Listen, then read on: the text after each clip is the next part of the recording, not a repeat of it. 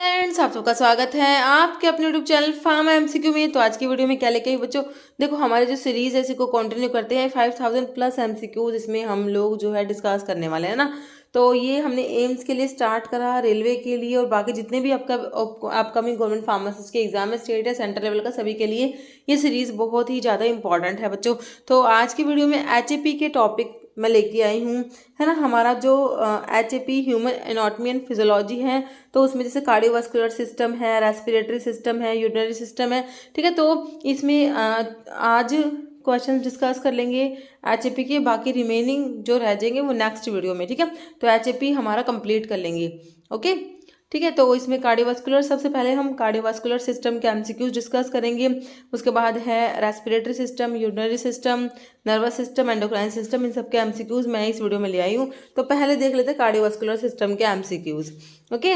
तो स्टार्ट करते हैं। और देखो बच्चों, अभी जो है फार्मा एमसीक्यू की मोबाइल एप्लीकेशन को भी आप प्ले स्टोर से डाउनलोड कर सकते हो, अदरवाइज वीडियो के डिस्क्रिप्शन बॉक्स में ऐप की लिंक है जहाँ से आप लोग ऐप को डाउनलोड कर सकते हो, जहाँ पर डिफरेंट कोर्सेज हैं। आपको ये सारा मटेरियल पीडीएफ की फॉर्म में वहाँ पर मिलता है, और वहाँ पर टेस्ट सीरीज है जिससे आप अपने आप को एनालाइज कर सकते हो, ओके। तो ऐप को भी डाउनलोड कीजिएगा और शेयर भी कीजिएगा, ओके। तो अभी जो है देख लेते हैं इसमें कार्डियोवास्कुलर सिस्टम के एमसीक्यूज, ओके। तो बिना देरी स्टार्ट करते हैं हमारा वीडियो। About heart.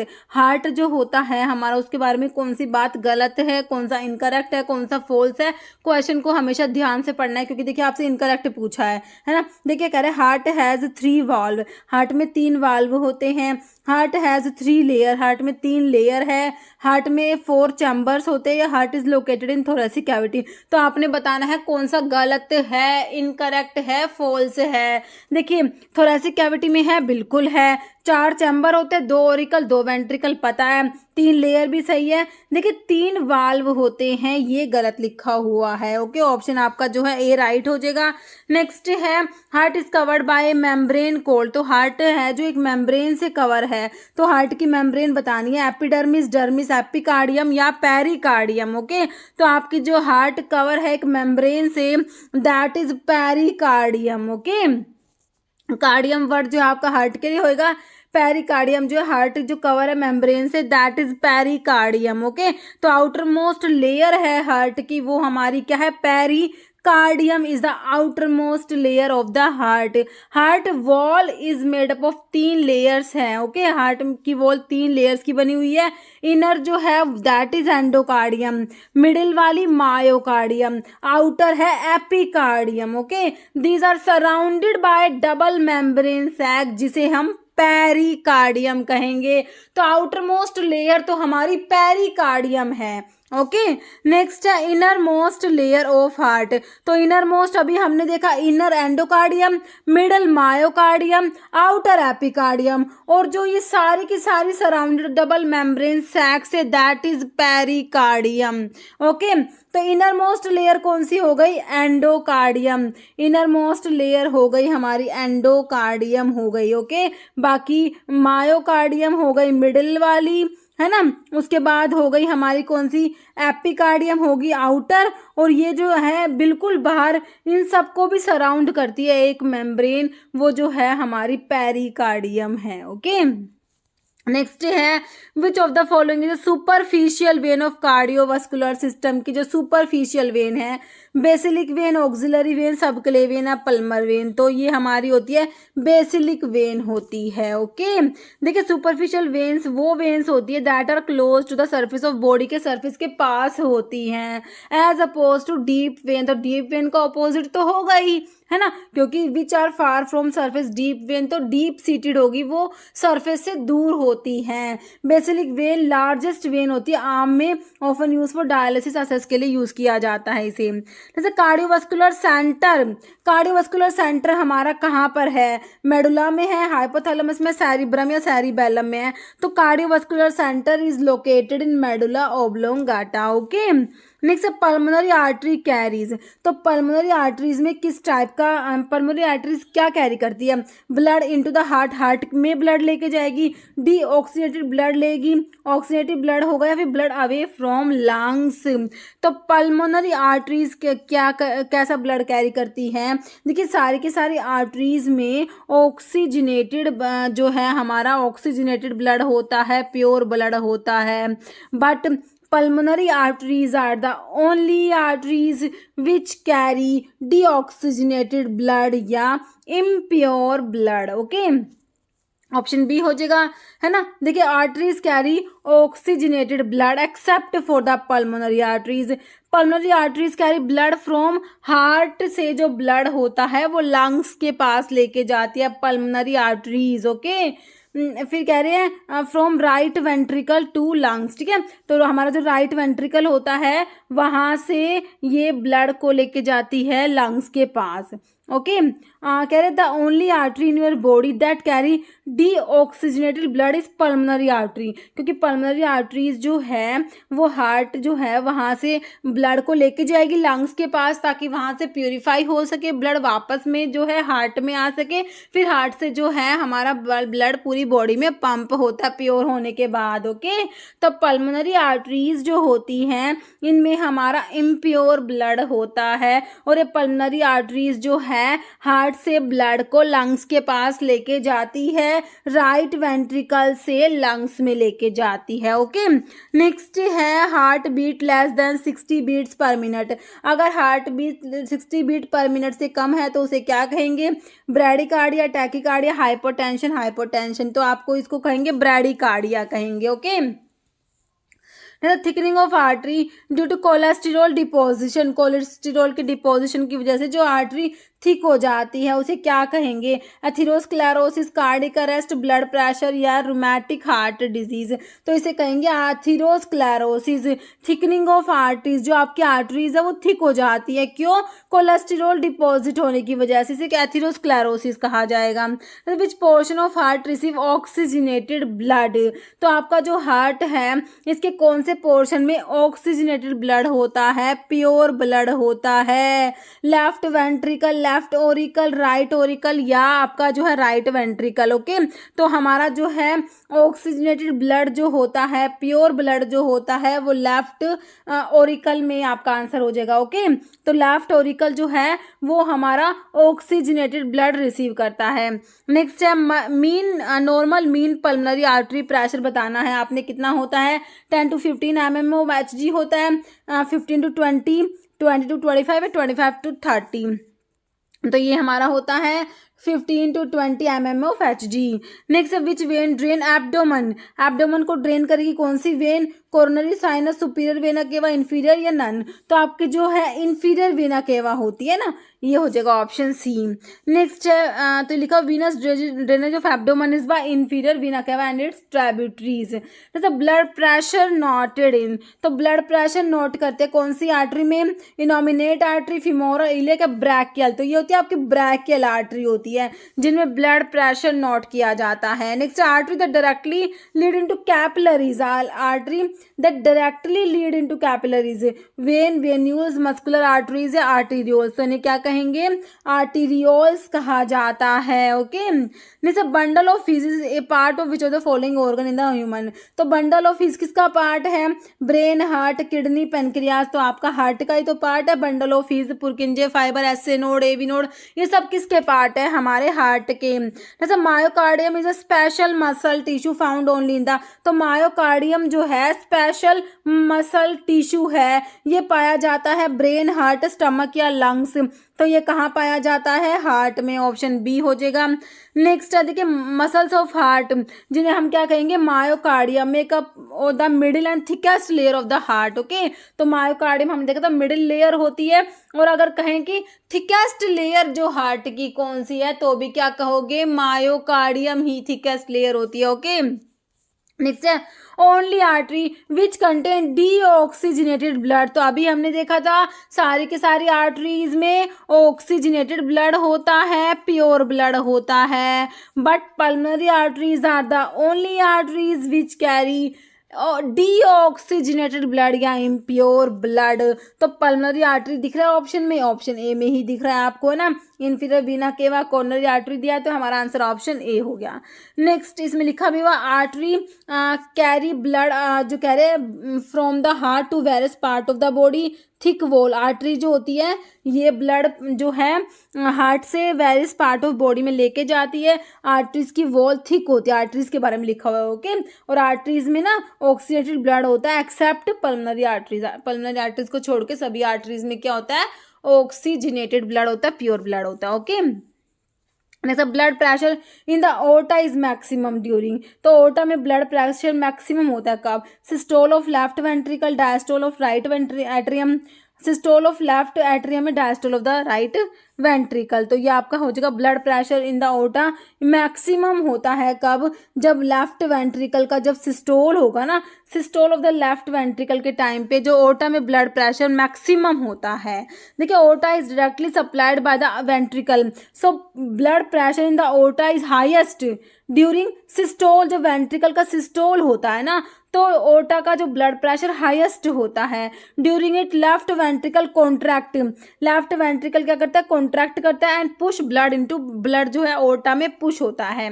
नेक्स्ट है in 120/80 mmHg as a blood pressure 80 stands for, तो आपका जो blood pressure normal blood pressure 120/80 होता है, तो इसमें जो 80 स्टैंड्स फॉर, 80 किसके लिए है, सिस्टोलिक प्रेशर है, डायस्टोलिक मीन या नन। तो आपका 120/80 में जो आपका 80 है that is diastolic pressure, okay. तो 120/80 में 80 क्या है आपका, डायस्टोलिक प्रेशर है, और सिस्टोलिक प्रेशर आपका 120 हो जाएगा, है ना। नेक्स्ट है right side of heart contain, तो हार्ट की जो राइट साइड है उसमें कौन से टाइप का ब्लड है, इम्प्योर है, प्योर है, मिक्स है या ऑक्सीजनेटेड है। तो ऑक्सीजनेटेड और प्योर तो एक ही बात हो गई, है ना। प्योर ब्लड कह दीजिए या ऑक्सीजनेटेड ब्लड कह दीजिए, है ना। तो आपका जो हार्ट है उसकी राइट साइड में इम्प्योर ब्लड होता है, राइट साइड में कौन सा होता है, इम्प्योर ब्लड होता है। और जो लेफ्ट साइड है हमारी, लेफ्ट साइड उसमें कौन सा हो जाएगा, प्योर ब्लड हो जाएगा, ऑक्सीजनेटेड ब्लड भी कह दो इसको। और जो इम्प्योर है इसको डीऑक्सीजनेटेड भी कह सकते हैं, है ना, अभी हमने देखा था। तो राइट साइड जो है, तो राइट साइड में कौन सा होता है आपका, इम्प्योर ब्लड होता है, ऑप्शन ए हो जाएगा। और लेफ्ट साइड में प्योर। नेक्स्ट है which chamber of heart has thickest wall, सबसे थिक वॉल कौन से चैम्बर की होती है हार्ट के, right ventricle, left ventricle, right auricle या लेफ्ट आपका जो है ओरिकल, ठीक है। तो किसकी होती है, देखिए ऑप्शन जो है बी है, लेफ्ट वेंट्रिकल। देखिए लेफ्ट वेंट्रिकल से जो है ओटा में ब्लड जाएगा, जहाँ से मतलब कि लेफ्ट वेंट्रिकल से ना ब्लड सारी बॉडी में पंप होता है, तो सबसे थिक वॉल जो होती है ना हमारे लेफ्ट वेंट्रिकल की ही होती है। देखिए right ventricle is responsible for pumping the blood to the lungs, है ना। देखिए राइट जो आपका वेंट्रिकल होता है, राइट है इधर लेफ्ट है ना। तो राइट ओरिकल से आपका राइट वेंट्रिकल में आता है यहाँ ब्लड, तो राइट वेंट्रिकल से जाता है लंग्स में, पल्मोनरी आर्टरीज लेके जाती है, हमने पढ़ा था ना, डीऑक्सीजनेटेड ब्लड लेके जाती है पल्मोनरी आर्टरीज। फिर आपका जो हार्ट से प्योर होके ब्लड यहाँ पर आएगा, लेफ्ट ओरिकल में आएगा, लेफ्ट ओरिकल से लेफ्ट वेंट्रिकल में। अब लेफ्ट वेंट्रिकल से पूरी बॉडी में ब्लड पंप होता है, इसलिए लेफ्ट जो वेंट्रिकल होता है ना इसकी ना थिकेस्ट वॉल होती है, इसकी वॉल जो होती है थिक, सब बोलते हैं थिक होती है ना। तो कह रहे right ventricle responsible for pumping the blood to the lungs, left ventricle has a thickest wall होती है, left ventricle responsible for pumping the blood towards the tissue of the heart, okay. तो left ventricle pump करता है blood जो है different organs में, okay. Next number of valve present in heart में कितने वाल्व है, 2, 3, 4 या 5। तो कह रहे हैं कि जो आपका हार्ट होता है उसमें कितने वॉल्व होते हैं, 4 वॉल्व होते हैं टोटल, ओके। देखिए हार्ट में 4 वॉल्व्स होते हैं, कौन कौन, ट्राइकस्पिड वॉल्व होता है, पल्मोनरी वॉल्व होता है, मिट्रल और ओर्टिक वॉल्व होता है। Tricuspid valve located between the right atrium and right ventricle, right atrium के बीच में और राइट वेंट्रिकल के बीच में आपका कौन सा ट्राइकस्पिड वॉल्व होता है। और pulmonary valve located between the right ventricle and pulmonary artery, ठीक है। राइट वेंट्रिकल और जो पल्मोनरी आर्टरीज होती है उनके बीच में आपका पल्मोनरी वाल्व है। मिट्रल वाल्व होता है लोकेटेड बिटवीन लेफ्ट एट्रियम और लेफ्ट वेंट्रिकल के बीच में मिट्रल वाल्व है। और aortic valve located between the left ventricle से ओटा में ब्लड जाता है तो इनके बीच में आपका ओर्टिक वाल्व होता है। ये आपके 4 वाल्व है, तो आपको ना इनका पता होना चाहिए, क्योंकि ना पूछ लिया जाता है कि ट्राइकस्पिड वाल्व किस किस के बीच में है, मिट्रल वाल्व किस किस के बीच में, थोड़ा सा पता होना चाहिए आप लोगों को, ओके। नेक्स्ट है in the context of human heart sound which of the following statement is correct. Heart की साउंड के बारे में क्वेश्चन है। फर्स्ट साउंड लब है, सेकंड साउंड डब है, both are true, none is true. कर दोनों बातें सही है। फर्स्ट साउंड का नाम है LUB लब, और सेकंड मतलब डप। ओके, नेक्स्ट है first heart sound is to closure of. तो फर्स्ट हार्ट साउंड जो लब है वो किसके क्लोजर की वजह से आती है? Atrial contraction, ventricular filling, semilunar valve या एवी वाल्व या एट्रियो वेंट्रिकुलर वाल्व। तो फर्स्ट हार्ट साउंड होती है ना, वो होती है due to closure of AV valve, atrio ventricular valve. Okay, तो ऑप्शन डी हो जाएगा। कह रहे ड्यूरिंग ईच कार्डियक साइकिल दो प्रोमिनेंट साउंड्स प्रोड्यूस होती है which can be easily hear through its stethoscope, जो होता है ना उससे उनको सुन सकते हैं। फर्स्ट लब होती है associated with the closure of the tricuspid valve and bicuspid valve whereas, ठीक है। तो फर्स्ट साउंड जो होती है वो एट्रियो वेंट्रिकुलर वाल्व जो आपके होते हैं ना ट्राइकस्पिड वाल्व और बाइकस्पिड वाल्व के क्लोजर से जो है वो एसोसिएटेड होती है। और जो सेकंड साउंड डब जो होती है associated with the closure semilunar valves के क्लोजर से आपकी डब वाली साउंड आती है जो ओर्टिक और पल्मोनरी वाल्व्स होते हैं। ओके, कह रहे first heart sound is caused by closure of the atrioventricular valve, वही लिखा हुआ है tricuspid and mitral bicuspid valve. Second sound is caused by closure of semilunar valves, aortic valves and pulmonary valves, वही बात लिखी हुई है। Next, which of the following is not a valve in human heart, में valve कौन सा नहीं है? इस टाइप के क्वेश्चन पूछते हैं। देखिए ट्राइकस्पिड वाल्व तो होता है, मिट्रल वाल्व भी होता है, पल्मोनरी वॉल्व है ये वॉल्व, पल्मोनरी वॉल्व भी होता है। तो ये एनारोबिक इस टाइप से कोई भी वॉल्व नहीं होता है ना, ऑप्शन सी हो जाएगा। नेक्स्ट है which of the following is called pace maker of the heart is SA node. SA node जो होता है हमारा sinoatrial node, pace maker of the heart is SA node होता है। ऑप्शन ए आपका राइट हो जाएगा। जैसे रिजर्व पेस मेकर कहते हैं कि पेस मेकर तो आपने ऐसे नोड को कह दिया, अब रिजर्व पेस मेकर किसे कहोगे? AV नोड को कहेंगे reserve pace maker of the heart.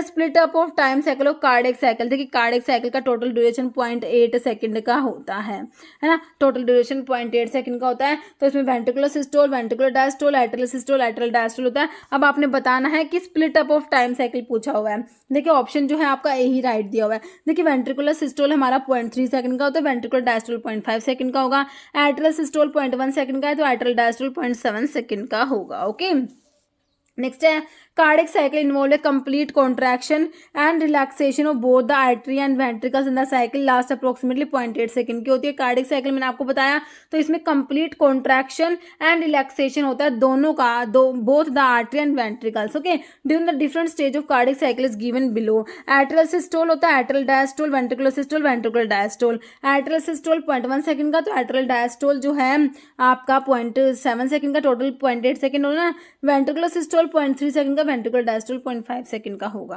Okay, तो आपसे पूछ सकते हैं एग्जाम में, जैसे देखिए एग्जाम में ये क्वेश्चन आया हुआ है ड्यूरेशन ऑफ एट्रियल सिस्टोल है ना, तो एट्रियल डायस्टोल है ना, तो एट्रियल डायस्टोल आपका 7 सेकंड का, तो एट्रियल सिस्टोल 0.1 सेकंड का है। तो एट्रियल डायस्टोल आपसे पूछा हुआ है, तो इस टाइप से क्वेश्चन आ जाते हैं। ओके, तो बता दिया मैंने आपके duration of atrial diastole 0.7 second और एट्रियल सिस्टोल 0.1 सेकंड। नेक्स्ट है, तो ये वही से दोबारा से लिखा हुआ है, ड्यूरेशन जो है 0.8 सेकंड कार्डियक साइकिल की, एट्रियल सिस्टोल 0.1 सेकंड, तो atrial diastole 0.87 second, ventricular systole 0.3 second, ventricular diastole 0.5 second. Okay, next है which of the following blood vessel carries deoxygenated blood back to the heart. कह रहे कौन सी blood vessel जो carry करती है डीऑक्सीजनेटेड ब्लड जो होता है बैक टू द हार्ट, वापस हार्ट में लेके आती हैं? आर्टरीज, कैपिलरीज, वेन्स या लिम्फेटिक वेसल्स, तो ये हमारी वेन्स होती हैं, ऑप्शन सी। नेक्स्ट है which of the following is the largest artery, human body की largest artery, coronary artery, pulmonary artery, aorta या नन? तो आपका जो लार्जेस्ट आर्टरी है that is aorta, option C हो जाएगा। ऐसे नोड इज लोकेटेड इन, तो ऐसे नोड आपने कहा कि जो है पेसमेकर होता है हार्ट का, तो कहाँ प्रेजेंट होता है ये है ना, तो ऐसे नोड देखिए अपर साइड देखिए कहाँ है, लेफ्ट एट्रियम, राइट एट्रियम ही लिखा हुआ है, लेफ्ट एट्रियम।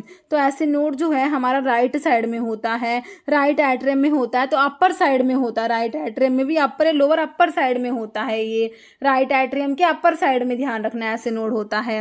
नेक्स्ट ये लिखा हुआ है SA node called sinoatrial node lies in the wall of the right atrium near the opening of the superior vena cava. जैसे irregular heart beat of a person can be detected by, तो irregular heart beat होते एक person की, उनको detect कैसे करोगे? X-ray, ECG, EEG या blood test, तो हार्ट बीट के लिए आपका होता है ईसीजी, इलेक्ट्रोकार्डियोग्राम होता है ना। नेक्स्ट है स्मॉलेस्ट वेन, बताइए venule, vena cava, aorta, capillary. Smallest vein is venule, okay, option A हो जाएगा। नेक्स्ट है cardiac output is the product of heart rate and, तो कार्डिक आउटपुट जो होता है ये प्रोडक्ट है हार्ट रेट और किसका, बताइए रेस्पिरेटरी रेट आएगा, minute ventilation, stroke volume, peripheral resistance. तो यहाँ पर स्ट्रोक वॉल्यूम आएगा, है ना। तो heart rate and stroke volume का जो प्रोडक्ट है दैट इज कार्डिक आउटपुट होता है ना। स्ट्रोक वॉल्यूम आपसे कहें तो बताना है 70 ml होता है, कार्डिक आउटपुट कहें तो कहेंगे 5 लीटर पर मिनट होता है ना। Volume of blood pump by heart on each beat, है ना। स्ट्रोक वॉल्यूम क्या है, volume of blood pump by heart on each beat, और कार्डिक आउटपुट क्या होता है, volume of blood pump by heart per minute, एक मिनट में हार्ट कितना ब्लड पंप करता है उसे कहेंगे कार्डिक आउटपुट कहेंगे। एक मिनट में हार्ट कितना ब्लड पंप करता है और एक बीट पे हार्ट कितना ब्लड पंप करता है वो स्ट्रोक वॉल्यूम होता है। नेक्स्ट है left common carotid artery is a branch of subclavian artery, brachiocephalic artery, arch of aorta, coronary artery. तो ये हो जाएगा आर्च ऑफ ओर्टा हो जाएगा, option C. Next aorta contain, तो ओर्टा में किस टाइप की वाल्व है, mitral valve, tricuspid valve, semilunar valve से बाइकस्पिड वाल्व। तो ओर्टा जो है उसमें आपका सेमील्यूनार वाल्व है, ऑप्शन सी हो जाएगा। देखिए ओर्टा क्या है, largest artery that carries oxygen rich blood from left ventricle of the heart to other part of the body, है ना। ओर्टा जो है हमारी लार्जेस्ट आर्टरी हमने देखा था, तो ये जो है प्योर ब्लड होता है, उसको जो हार्ट का लेफ्ट वेंट्रिकल है वहाँ से बॉडी के दूसरे पार्ट्स में लेके जाती है। हमने देखा था लेफ्ट वेंट्रिकल की थिकेस्ट वॉल्व थी, है ना, इसकी जो थिकेस्ट वॉल्व थी, क्यों, क्योंकि इसको पूरी बॉडी में ब्लड पंप करना होता है ना। तो ओर्टा मतलब कि लेफ्ट वेंट्रिकल से ब्लड जाता है ओर्टा में, है ना, वहाँ से दूसरे बॉडी पार्ट्स में, ठीक है। तो कह रहे ट्राइकस्पिड वाल्व तो मैंने आपको बता दिया राइट एट्रियम और राइट वेंट्रिकल के बीच में था। पल्मनरी वाल्व लेफ्ट जो राइट वेंट्रिकल और पल्मनरी आर्टरीज के बीच में, मिट्रल वाल्व लेफ्ट साइड में लेफ्ट एट्रियम और लेफ्ट वेंट्रिकल के बीच में, ओर्टिक वाल्व हमारा लेफ्ट वेंट्रिकल और ओर्टा के बीच में, है ना। नेक्स्ट है मिट्रल, फिर मिट्रल पूछ लिया, तो मिट्रल वाल्व तो अभी आपने देख लिया लेफ्ट साइड में है, लेफ्ट एट्रियम और लेफ्ट आपका वेंट्रिकल, लेफ्ट एट्रियम और लेफ्ट वेंट्रिकल के बीच में है ना। राइट साइड में नहीं है, लेफ्ट साइड में है ना। तो आपका जो है लेफ्ट एट्रियम और लेफ्ट वेंट्रिकल के बीच में, ऑप्शन बी हो जाएगा, मिट्रल वॉल्व है। Sphygmomanometer is device use for detection of blood pressure, liver function, blood composition, respiratory rate. तो ब्लड प्रेशर के लिए होगा आपका, है ना, डिटेक्शन के लिए, ब्लड प्रेशर के डिटेक्शन के लिए आपका डिवाइस है स्फिग्मोमैनोमीटर। नेक्स्ट है नॉर्मल रेंज ऑफ सिस्टोलिक, तो अभी हमने देखा था 120/80 में, है ना, सिस्टोलिक और डायस्टोलिक ब्लड प्रेशर हमने देखा था। तो सिस्टोलिक की जो है आपसे नॉर्मल रेंज पूछी हुई है, तो 120 से 140 mmHg होती है आपकी सिस्टोलिक ब्लड प्रेशर की रेंज, ऑप्शन बी हो जाएगा 120/140 mmHg। Next in tachycardia heart rate, tachycardia में हार्ट रेट आपको पता ज़्यादा हो जाता है, ब्रैडीकार्डिया में कम होता है, टैकीकार्डिया में ज़्यादा हो जाता है। तो हार्ट रेट कितना होगा, ग्रेटर देन 100, लेस देन 100 हो जाएगा, लेस देन 60, तो 60 से कम नहीं होगा, 100 से कम नहीं होगा, ज़्यादा ही होगा 100 से ना। तो आपका जो है ऑप्शन ए हो जाएगा more than 100 beats per minute हो जाएगा, है ना। तो then normal heart rate 60 to 100 beats per minute होता है, टैकीकार्डिया में heart rate greater than 100 beat per minute और ब्रैडीकार्डिया में heart rate less than 60 beats per minute. Of the nose, pharynx, trachea, bronchi, lungs, ठीक है। तो मतलब कि इनमें से कौन सा सिस्टम है जिसमें nose, pharynx, trachea, bronchi, lungs सारे के सारे इंक्लूड है। तो renal system, excretory, respiratory, cardiovascular. तो कार्डियोवास्कुलर तो आपने पढ़ लिया है ना, हार्ट जिसमें आपका जो है मेन तो क्या हार्ट आता है। तो देखिए ये जो सारे हैं, नोज है, फेरिंग्स है, ट्रैकिया है, ब्रोंकाई है, लंग्स है। तो लंग्स है आपका जो है रेस्पिरेटरी सिस्टम की बात हो रही है जो हम पढ़ेंगे ना, तो रेस्पिरेटरी सिस्टम हमारा ऑप्शन सी हो जाएगा, ओके।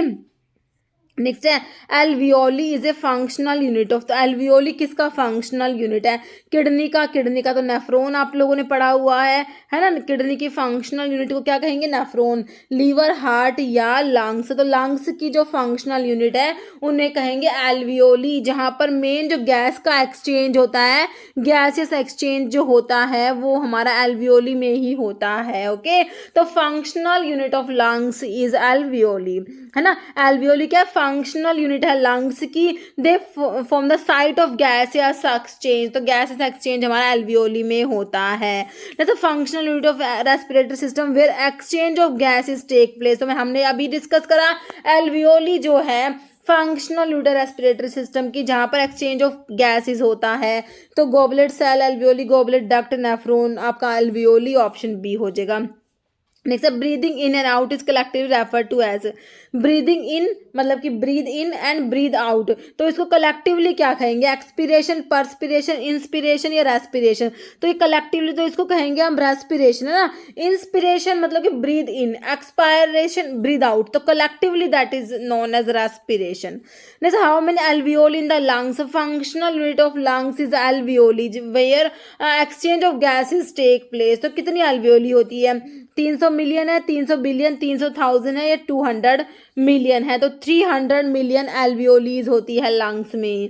नेक्स्ट है जहाँ पर आपका क्या गैस का एक्सचेंज जो होता है लंग्स में वो एल्वियोली में होता है ना। Gas exchange in the lungs occur in millions of small sacs, this are alveoli.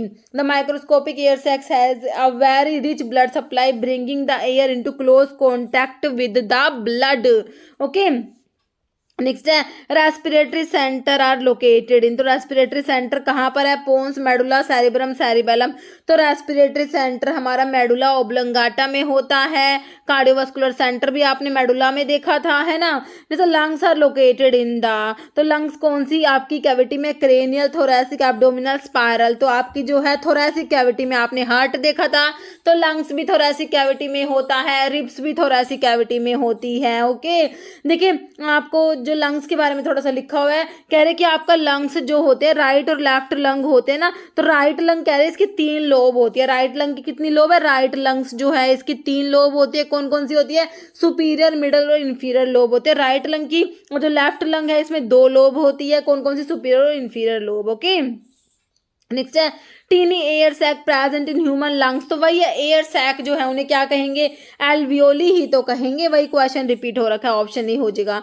मतलब विच of the following part of human respiratory system में, अभी हमने फर्स्ट क्वेश्चन में देखा नोज आया था, ट्रैकिया भी आया था, फेरिंग्स आया था, है ना, और हमारा जो लंग्स तो आता ही है, डायफ्राम भी आता है, तो सारे रेस्पिरेटरी सिस्टम में आते हैं। ऑप्शन डी हो जाएगा ऑल। नेक्स्ट क्वेश्चन है in which part of respiratory system, तो गैस का एक्सचेंज हम लोगों ने देख लिया, तो जो फंक्शनल यूनिट है लंग्स की that is alveoli where exchange of gases take place, है ना, तो alveoli is the right answer, option A. Next है serous membrane that surround and protect lungs, lungs को सराउंड करती है और प्रोटेक्ट करती है सीरस मेम्ब्रेन, उसका नाम बताइए। पेरिकार्डियल है, प्लूरल है, पेरिटोनियल है, साइनोवियल, तो आपकी प्लूरल मेम्ब्रेन होती है। ओके, नेक्स्ट है exchange of gases between the, जो गैसेस का एक्सचेंज है लंग्स के बीच में और एक्सटर्नल एनवायरनमेंट के बीच में, उसे क्या कहेंगे कि respiration, external respiration, cellular respiration या नन, तो इसे कहते हैं एक्सटर्नल रेस्पिरेशन होता है। गैस का एक्सचेंज बिटवीन लंग्स और एक्सटर्नल एनवायरनमेंट के बीच में इसे कहेंगे एक्सटर्नल रेस्पिरेशन। ओके, जैसे wind pipe is also cold the, तो लैरिंग्स, लंग्स, ट्रैकिया, ईसोफेगस, है ना, तो ईसोफेगस तो आपका फूड पाइप होता है ना, तो आपका जो विंड पाइप है, विंड पाइप आपका ट्रैकिया होता है ना। ट्रैक क्या कहेंगे, विंड पाइप कहते हैं। इसमें सी शेप कार्टिलेज जो है आपका हाईलाइन कार्टिलेज प्रेजेंट होता है ट्रैकिया में, है ना, और ट्रैकिया को विंड पाइप कहते हैं। और लेंथ भी कई बार पूछ लेते हैं, 10 to 11 सेंटीमीटर तक इसकी लेंथ होती है ट्रैकिया की। ओके, नहीं तो सी शेप कार्टिलेज प्रेजेंट इन, तो सी शेप कार्टिलेज इनको ना हाईलाइन कार्टिलेज भी कहते हैं, ये हमारे ट्रैकिया में ही प्रेजेंट होते हैं, विंड पाइप जिसे कहते हैं, है ना। तो आपका लैरिंग्स दिया है, ट्रैकिया, ब्रोंकाई, ब्रोंकियोस, तो ट्रैकिया हो जाएगा, जिसे विंड पाइप भी कहा था आप लोगों ने। नहीं तो लेंथ ऑफ अडल्ट ट्रैकिया, तो मैं अभी आपको लेंथ पता 10 to 11 सेंटीमीटर होता है। ओके, नेक्स्ट है which one of the following statement is false, trachea के बारे में कौन सी बात गलत है। देखिए सी शेप रिंग्स होती है, वही सी शेप कार्टिलेज जो हाईलाइन कार्टिलेज होते हैं, सही है। Covered by epiglottis split into right and left lung, तो ट्रैकिया स्प्लिट होता है राइट और लेफ्ट लंग में, बिल्कुल सही बात है। तो जो कह रहे हैं कि फॉल्स क्या है, it is covered bye epiglottis से कवर नहीं होता है ना।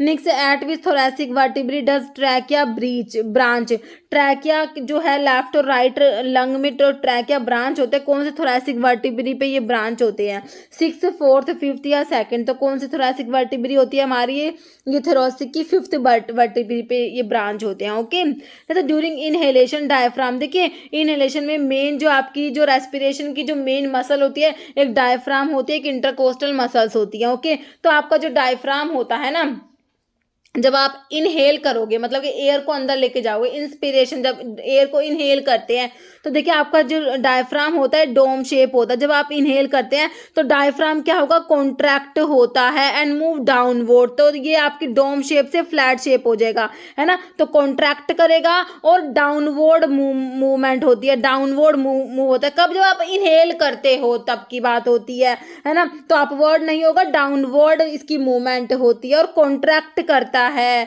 ना। और शेप डाउन जो है डोम शेप होती है वैसे, तो इसकी कौन सी शेप हो जाएगी, जब इनहेल करेंगे तो फ्लैट शेप हो जाएगा, है ना। इस टाइप से देखिए क्वेश्चन बन जाते हैं, तो आपने ना सारा कुछ याद रखना है। तो इनहेलेशन के टाइम पे डायफ्राम कॉन्ट्रैक्ट करेगा, है ना, और डाउनवर्ड मूव करेगा और इसकी शेप जो डोम शेप थी वो क्या हो जाएगी, फ्लैट शेप हो जाएगी। ओके, तो क्लियर है। देखिए लिखा हुआ ड्यूरिंग इनहेलेशन, जब आप इनहेल करते हैं डायफ्राम कॉन्ट्रैक्ट करता है और डाउनवर्ड मूव करता है। This increase the space in your chest cavity into which lungs expand. Okay, whereas during exhalation, जब आप एक्सहेल करते हो तो डायफ्राम रिलैक्स करेगा और मूव अपवर्ड की तरफ मूव करेगा इनटू चेस्ट कैविटी में। एक्सहेलेशन जब एयर को बाहर करते हैं, एक्सपिरेशन एक्सहेलेशन के टाइम की बात हो रही है ना। तो ये आपने थोड़ा सा ध्यान रखना है। देखिए इसके ऊपर अभी रिसेंटली क्वेश्चन भी बना, SSB ASI में ये क्वेश्चन पूछ भी लिया। ड्यूरिंग इनहेलेशन, जब आप इनहेल करते हो,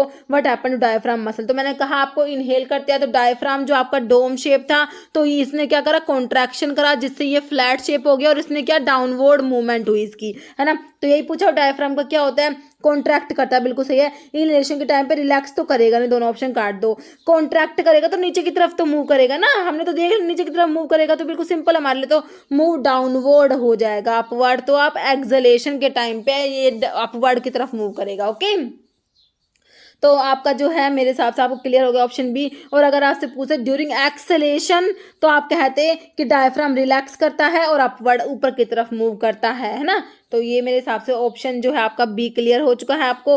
जैसे how many pair of intercostal muscles, देखिए आपकी जो रिब्स होती है, रिब्स कितनी होती है, 12 पेयर्स होती है। तो इंटरकोस्टल मसल्स जो है आपकी मतलब कि एक पेयर कम है, ये 11 पेयर्स होती है। ऑप्शन ए हो जाएगा आपका। ओके, नेक्स्ट है मसल्स ऑफ रेस्पिरेशन में मैंने आपको डायफ्राम बताया एक तो, है ना, और एक आपकी इंटरकोस्टल मसल्स बताई, दोनों ही तो बताई, तो आपका ऑप्शन सी हो जाएगा बोथ। ओके, नेक्स्ट है डायफ्राम, कह रहे देखिए डायफ्राम जो होता है, डायफ्राम जो आपका होता है ये आपका सेपरेट करता है किसको, आपकी थोरेसिक कैविटी को।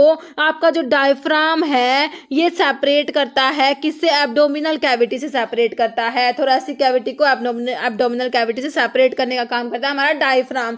तो डायफ्राम सेपरेट करता है हार्ट, लंग्स एंड रिब्स, ये थोरेसिक कैविटी में होते हैं, इनको आपका सेपरेट करेगा किससे, स्टमक और इंटेस्टाइन जो आपका एब्डोमिनल कैविटी में प्रेजेंट होते हैं। ओके, नेक्स्ट है volume of air that can be breathe out of forced expiration, कह रहे हैं breathe out of force expiration after taking forced inspiration is called tidal volume, total lung capacity, vital capacity of forced expiratory volume.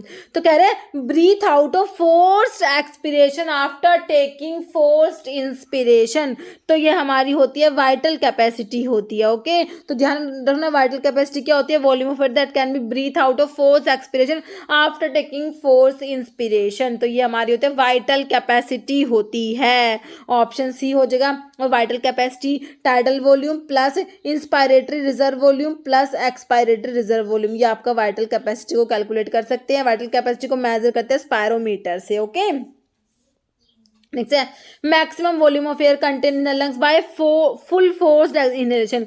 देखिए forced inhalation के बाद में जितना आपका volume amount मतलब कि maximum amount of air contain होता है लंग में, कब, किसके बाद, आफ्टर फोर्स्ड इनहेलेशन के बाद में, तो वो हमारा होता है क्या, टाइडल वॉल्यूम तो नहीं होता।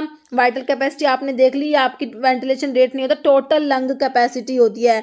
लंग की टोटल कैपेसिटी जो है वो है कि maximum volume of air contained in the lung by full forced मतलब फोर्स्डफुल इनहेलेशन के बाद में जो वॉल्यूम है एयर का, मैक्सिमम वॉल्यूम ऑफ एयर जो लंग्स में रहता है फोर्सफुल इनहेलेशन के बाद में, तो वो आपकी टोटल लंग कैपेसिटी होती है। ओके, टोटल लंग कैपेसिटी के लिए आपका देखिए tidal volume, expiratory reserve volume और इंस्पायरेटरी रिजर्व वॉल्यूम, ये तो हमने वाइटल कैपेसिटी निकाला था इन तीनों से। तो वाइटल कैपेसिटी में आप रेस्पिरेट जो आपका रेजिडुअल वॉल्यूम जो होता है ना उसको और जोड़ दो, है ना, वो आपका टोटल लंग कैपेसिटी निकल के आ जाएगा। ओके, अब रेजिडुअल वॉल्यूम बता दो क्या होता है, volume of air which remains in the lung after maximum expiration. देखिए मैक्सिमम एक्सपीरेशन भी कर दिया आपने, अभी जो वॉल्यूम रिमेनिंग होता है लंग्स में यही हमारा रेजिडुअल वॉल्यूम होता है। तो बिल्कुल सही लिखा हुआ फर्स्ट ऑप्शन ही, this is the residual volume. फिर कह रहे हैं volume of air taken in और out during normal breathing, this is tidal volume. Tidal volume की डेफिनेशन, टाइडल वॉल्यूम आपका 500 ml होता है। ओके, फिर volume of air that can breathe out by forced full expiration after taking forced आपका inspiration. तो ये हमने वाइटल कैपेसिटी अभी देखी। Volume of air remaining in lungs after maximum inspiration, देखिए मैक्सिमम आपने इंस्पिरेशन किया उसके बाद जो लंग्स मतलब कि वॉल्यूम ऑफ एयर है हमारे अंदर मैक्सिमम इंस्पिरेशन के बाद में, तो वो तो हमारा ये हो जाएगा टोटल लंग कैपेसिटी, है ना। तो आपका जो है ये ऑप्शन ए तो हो गया residual volume, volume of air remains in the lungs after maximum expiration के बाद में जो रिमेनिंग होता है that is residual volume. Okay, तो ऑप्शन जो है आपका ए बिल्कुल क्लियर है आपको, ठीक है। रेजिडुअल वॉल्यूम 1200 ml होते हैं, भी ध्यान रखना। जैसे amount of volume of air which can be inspired expired normally, है ना, नॉर्मली जो इंस्पायर एक्सपायर करते हैं amount of volume of air, तो ये हमारा नॉर्मली जो इंस्पायर एक्सपायर करते हैं that is tidal volume, TV tidal volume होता है, ध्यान रखना है। ओके, नेक्स्ट है tidal volume is the volume of air normally inspired और expired in one breath without any effort. ये नॉर्मली ये कितना होता है 500 ml होता है एवरेज ह्यूमन अडल्ट मेल में। नेक्स्ट है about 70% of CO2 in blood is transported in the form of, तो कार्बन डाइऑक्साइड होती है 70% कार्बन डाइऑक्साइड ट्रांसपोर्ट होती है in the form of dissolved CO2 bicarbonates carbamino haemoglobin carboxy haemoglobin. तो 70% CO2 transport होते हैं in the form of bicarbonate की form में ट्रांसपोर्ट होता है 70% तक। ओके, देखिए क्या लिखा हुआ है, अबाउट 70% कार्बन डाइऑक्साइड ट्रांसपोर्ट होती है as sodium bicarbonate as CO2 diffuse into blood plasma a large part of it combine with water, ठीक है। तो CO2 वाटर से कंबाइन करते हैं to form carbonic acid in the presence of enzyme carbonic anhydrase. Okay, next है function of lungs. Lungs का function क्या है, ऑक्सीजन कार्बन डाइऑक्साइड को एक्सचेंज कराएगा, यूरिन एक्सक्रीशन, वाटर एक्सचेंज या डाइजेशन। तो ये लंग्स का फंक्शन हमारा यही है, ऑक्सीजन और कार्बन डाइऑक्साइड को एक्सचेंज कराता है ना। नेक्स्ट है prevent food from entering into the glottis during swallow. जब आप फूड को स्वेलो करते हैं तो ग्लोटिस में एंटर होने से कौन रोकता है, लैरिंग्स, पेरिग्लोटिस, पोस्ट ग्लोटिस या एपिग्लोटिस। तो ये एपिग्लोटिस होता है आपका। ओके, ऑप्शन डी हो जाएगा। Next choose the incorrect statement about bronchus. Bronchus के बारे में गलत बताइए। देखिए एक तो राइट ब्रोंकस होता है, लेफ्ट ब्रोंकस होता है, तो उन दोनों के बारे में है। तो देखिए राइट ब्रोंकस जो होता है ये वाइडर लिखा हुआ है, तो लेफ्ट ब्रोंकस लिखा हुआ है शॉर्टर। देखिए राइट वाला जो होता है ना राइट ब्रोंकस वो शॉर्टर होता है ना। तो आपको तो इनकरेक्ट बताना, तो मेरे हिसाब से जो है ये लेफ्ट ब्रोंकस शॉर्टर वाला ही गलत हो गया, क्योंकि शॉर्टर तो आपका जो राइट वाला होता है वो होता है राइट ब्रोंकस वाइडर होता है, शॉर्टर होता है, मोर वर्टिकल होता है और डिवाइड होता है 3 में, है ना। और लेफ्ट ब्रोंकस डिवाइड होता है इंटू 2, ये सही लिखा हुआ, तो गलत वाला तो आपका ऑप्शन बी हो गया। ओके, तो देखिए लिखा भी इसमें राइट मेन ब्रोंकस देखिए वाइडर होता है शॉर्टर होता है, तो राइट वाला क्या होता है शॉर्टर होता है वाइडर होता है। Then the left main bronchus which is thinner and longer. Right main bronchus subdivide होता है, ये जो राइट वाला होता है 3 लोब में डिवाइड होता है ब्रोंकाई में, जबकि लेफ्ट वाला डिवाइड होता है 2 में, है ना। तो ये भी सही है आपका। नेक्स्ट है डिस्पनिया का मतलब बताइए, डिफिकल्टी ब्रीदिंग या shortness of breath, temporary arrest of breathing, increase rate of respiration या नन। तो डिस्पनिया होता है डिफिकल्ट ब्रीदिंग या शॉर्टनेस ऑफ ब्रेथ। ओके, तो कह रहे बाइल कहाँ पर बनता है, गॉल ब्लैडर, लीवर, पैनक्रियाज और डिओडिनम। देखिए बाइल कहाँ बनता है, बाइल की फॉर्मेशन तो लीवर में होती है, बाइल बनता तो लीवर में, बट बाइल स्टोर अगर आपसे कहें बाइल स्टोर कहाँ होता है तो आप कहें गॉल ब्लैडर में। अब बाइल का स्टोर होता है गॉल ब्लैडर में और बनता कहाँ है, लीवर में बाइल बनता है। तो ध्यान रखना है bile is formed in liver and stored in gall bladder. बहुत बार नहीं, बाइल इज फॉर्म्ड इन, ये क्वेश्चन ना बहुत बार बहुत से एग्जाम में आया है, 3-4 एग्जाम में रिपीट हुआ है हमारे फार्मासिस्ट के। Okay, next deglutition is a term related to. तो डिग्लूटेशन का मतलब बताइए, च्यूइंग है, स्वेलोइंग, च्यूइंग या बाइटिंग। तो डिग्लूटेशन मतलब होता है स्वेलोइंग। ओके, ऑप्शन बी हो जाएगा। नेक्स्ट है which of the following is A correct statement, कौन सी बात सही है। क्या लीवर लार्जेस्ट ग्लैंड होता है डाइजेस्टिव सिस्टम में, तो बिल्कुल सही बात, लार्जेस्ट ग्लैंड हमारा लीवर होता है। ओके, पैंक्रियाज हीटेरोक्राइन ग्लैंड, देखिए पैंक्रियाज जो होता है, इन्होंने कहा पैंक्रियाज हीटेरोक्राइन ग्लैंड, तो बिल्कुल सही बात है कि पैंक्रियाज जो है आपका ये एंडोक्राइन भी होती है और एक्सोक्राइन भी होती है। पैंक्रियाज जो आपका हीटेरोक्राइन ग्लैंड में आता है, दोनों फंक्शन परफॉर्म करता है। देखिए ऑप्शन जो है आपका सी राइट हो जाएगा, बोथ। नेक्स्ट है the process of transfer of food from mouth to stomach, देखिए माउथ से स्टमक में जो फूड ट्रांसफर होता है, इस प्रोसेस को क्या कहोगे? पार्टूरेशन कहेंगे, डिग्लूटेशन, मैस्टिकेशन, मिक्टूरेशन, तो इसे क्या कहेंगे? इसे हम कहेंगे डिग्लूटेशन कहेंगे, process of transfer of food from mouth to stomach. Okay, deglutition मतलब हमने देखा स्वेलोइंग होता है ना, इसका मतलब मैकेनिज्म होता है जिसके द्वारा फूड हमारा पुश होता है from oral cavity into the oesophagus and then pushed to the stomach. Okay, तो डिग्लूटेशन कह दीजिए, स्वेलोइंग कह दीजिए। नेक्स्ट है पेप्सिनोजन इज एक्टिवेटेड बाय, देखिए पेप्सिनोजन जो है आपका जाइमोजन मतलब इनएक्टिव फॉर्म में होता है, पेप्सिनोजन जो है एक्टिवेटेड होता है, कौन करता है? पेप्सिनोजन को पेप्सिन में कन्वर्ट करता है कौन? HCl हो गया, हाइड्रोक्लोरिक एसिड, पेप्सिन करेगा, ट्रिप्सिन करेगा, इनन। तो आपका जो HCl होता है ना, ये क्या करेगा? पेप्सिनोजन को पेप्सिन में कन्वर्ट कराता है। ओके, आंसर क्या हो जाएगा? Option A. देखिए HCl जो हमारा हाइड्रोक्लोरिक एसिड कन्वर्ट करता है pepsinogen to pepsin which break down protein into peptides, ठीक है।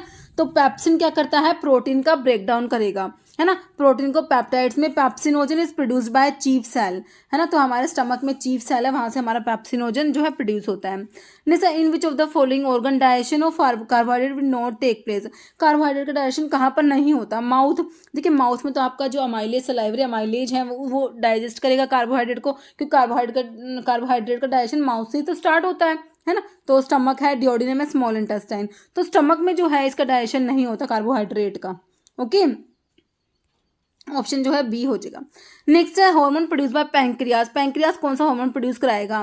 देखिए इंसुलिन, प्रोलैक्टिन, बाइल या एस्ट्रोजन। तो आपका जो इंसुलिन होता है, पायलेट जो आपका पैंक्रियाज है, इसमें आइलेट ऑफ लैंगरहैंस होते हैं, आइलेट ऑफ लैंगरहैंस जो है उनकी जो बीटा सेल्स होती है ना, वहाँ से हमारा इंसुलिन जो है सिक्रेट होता है। ओके, तो आपका जो आंसर क्या हो जाएगा? ऑप्शन ए हो जाएगा, इंसुलिन। तो बीटा सेल्स जो है वहाँ से इंसुलिन सिक्रेट होएगा, और जो अल्फा सेल्स होती है, अल्फा सेल से हमारा ग्लूकागोन सिक्रेट होता है। पैंक्रियाज जो है ब्लड शुगर लेवल को जो है कंट्रोल करता है, क्योंकि ये इंसुलिन और ग्लूकागोन का सिक्रेशन कराता है ना। इंसुलिन क्या करता है? ग्लूकोज को कम कराएगा, ग्लूकागोन ग्लूकोज को ज़्यादा कराता है, मतलब कि ब्लड का ग्लूकोज लेवल जो है, ब्लड का शुगर लेवल है, उसको कंट्रोल करेगा हमारा पैंक्रियाज। ओके, नेक्स्ट है which of the following is absent in achlorhydria, achlorhydria का मतलब क्या होता है? Absence of HCl, pepsin, haemoglobin, absence of HCl is achlorhydria, है ना। एक्लोरहाइड्रिया में एब्सेंस ऑफ HCl, तो एक्लोरहाइड्रिया के लिए म्यूराटिक एसिड HCl दिया जाता है इसके ट्रीटमेंट में। नेक्स्ट है Brunner's gland are present in, तो ब्रूनर्स ग्लैंड कहाँ प्रेजेंट है? स्टमक, इसोफेगस, इलियम या duodenum.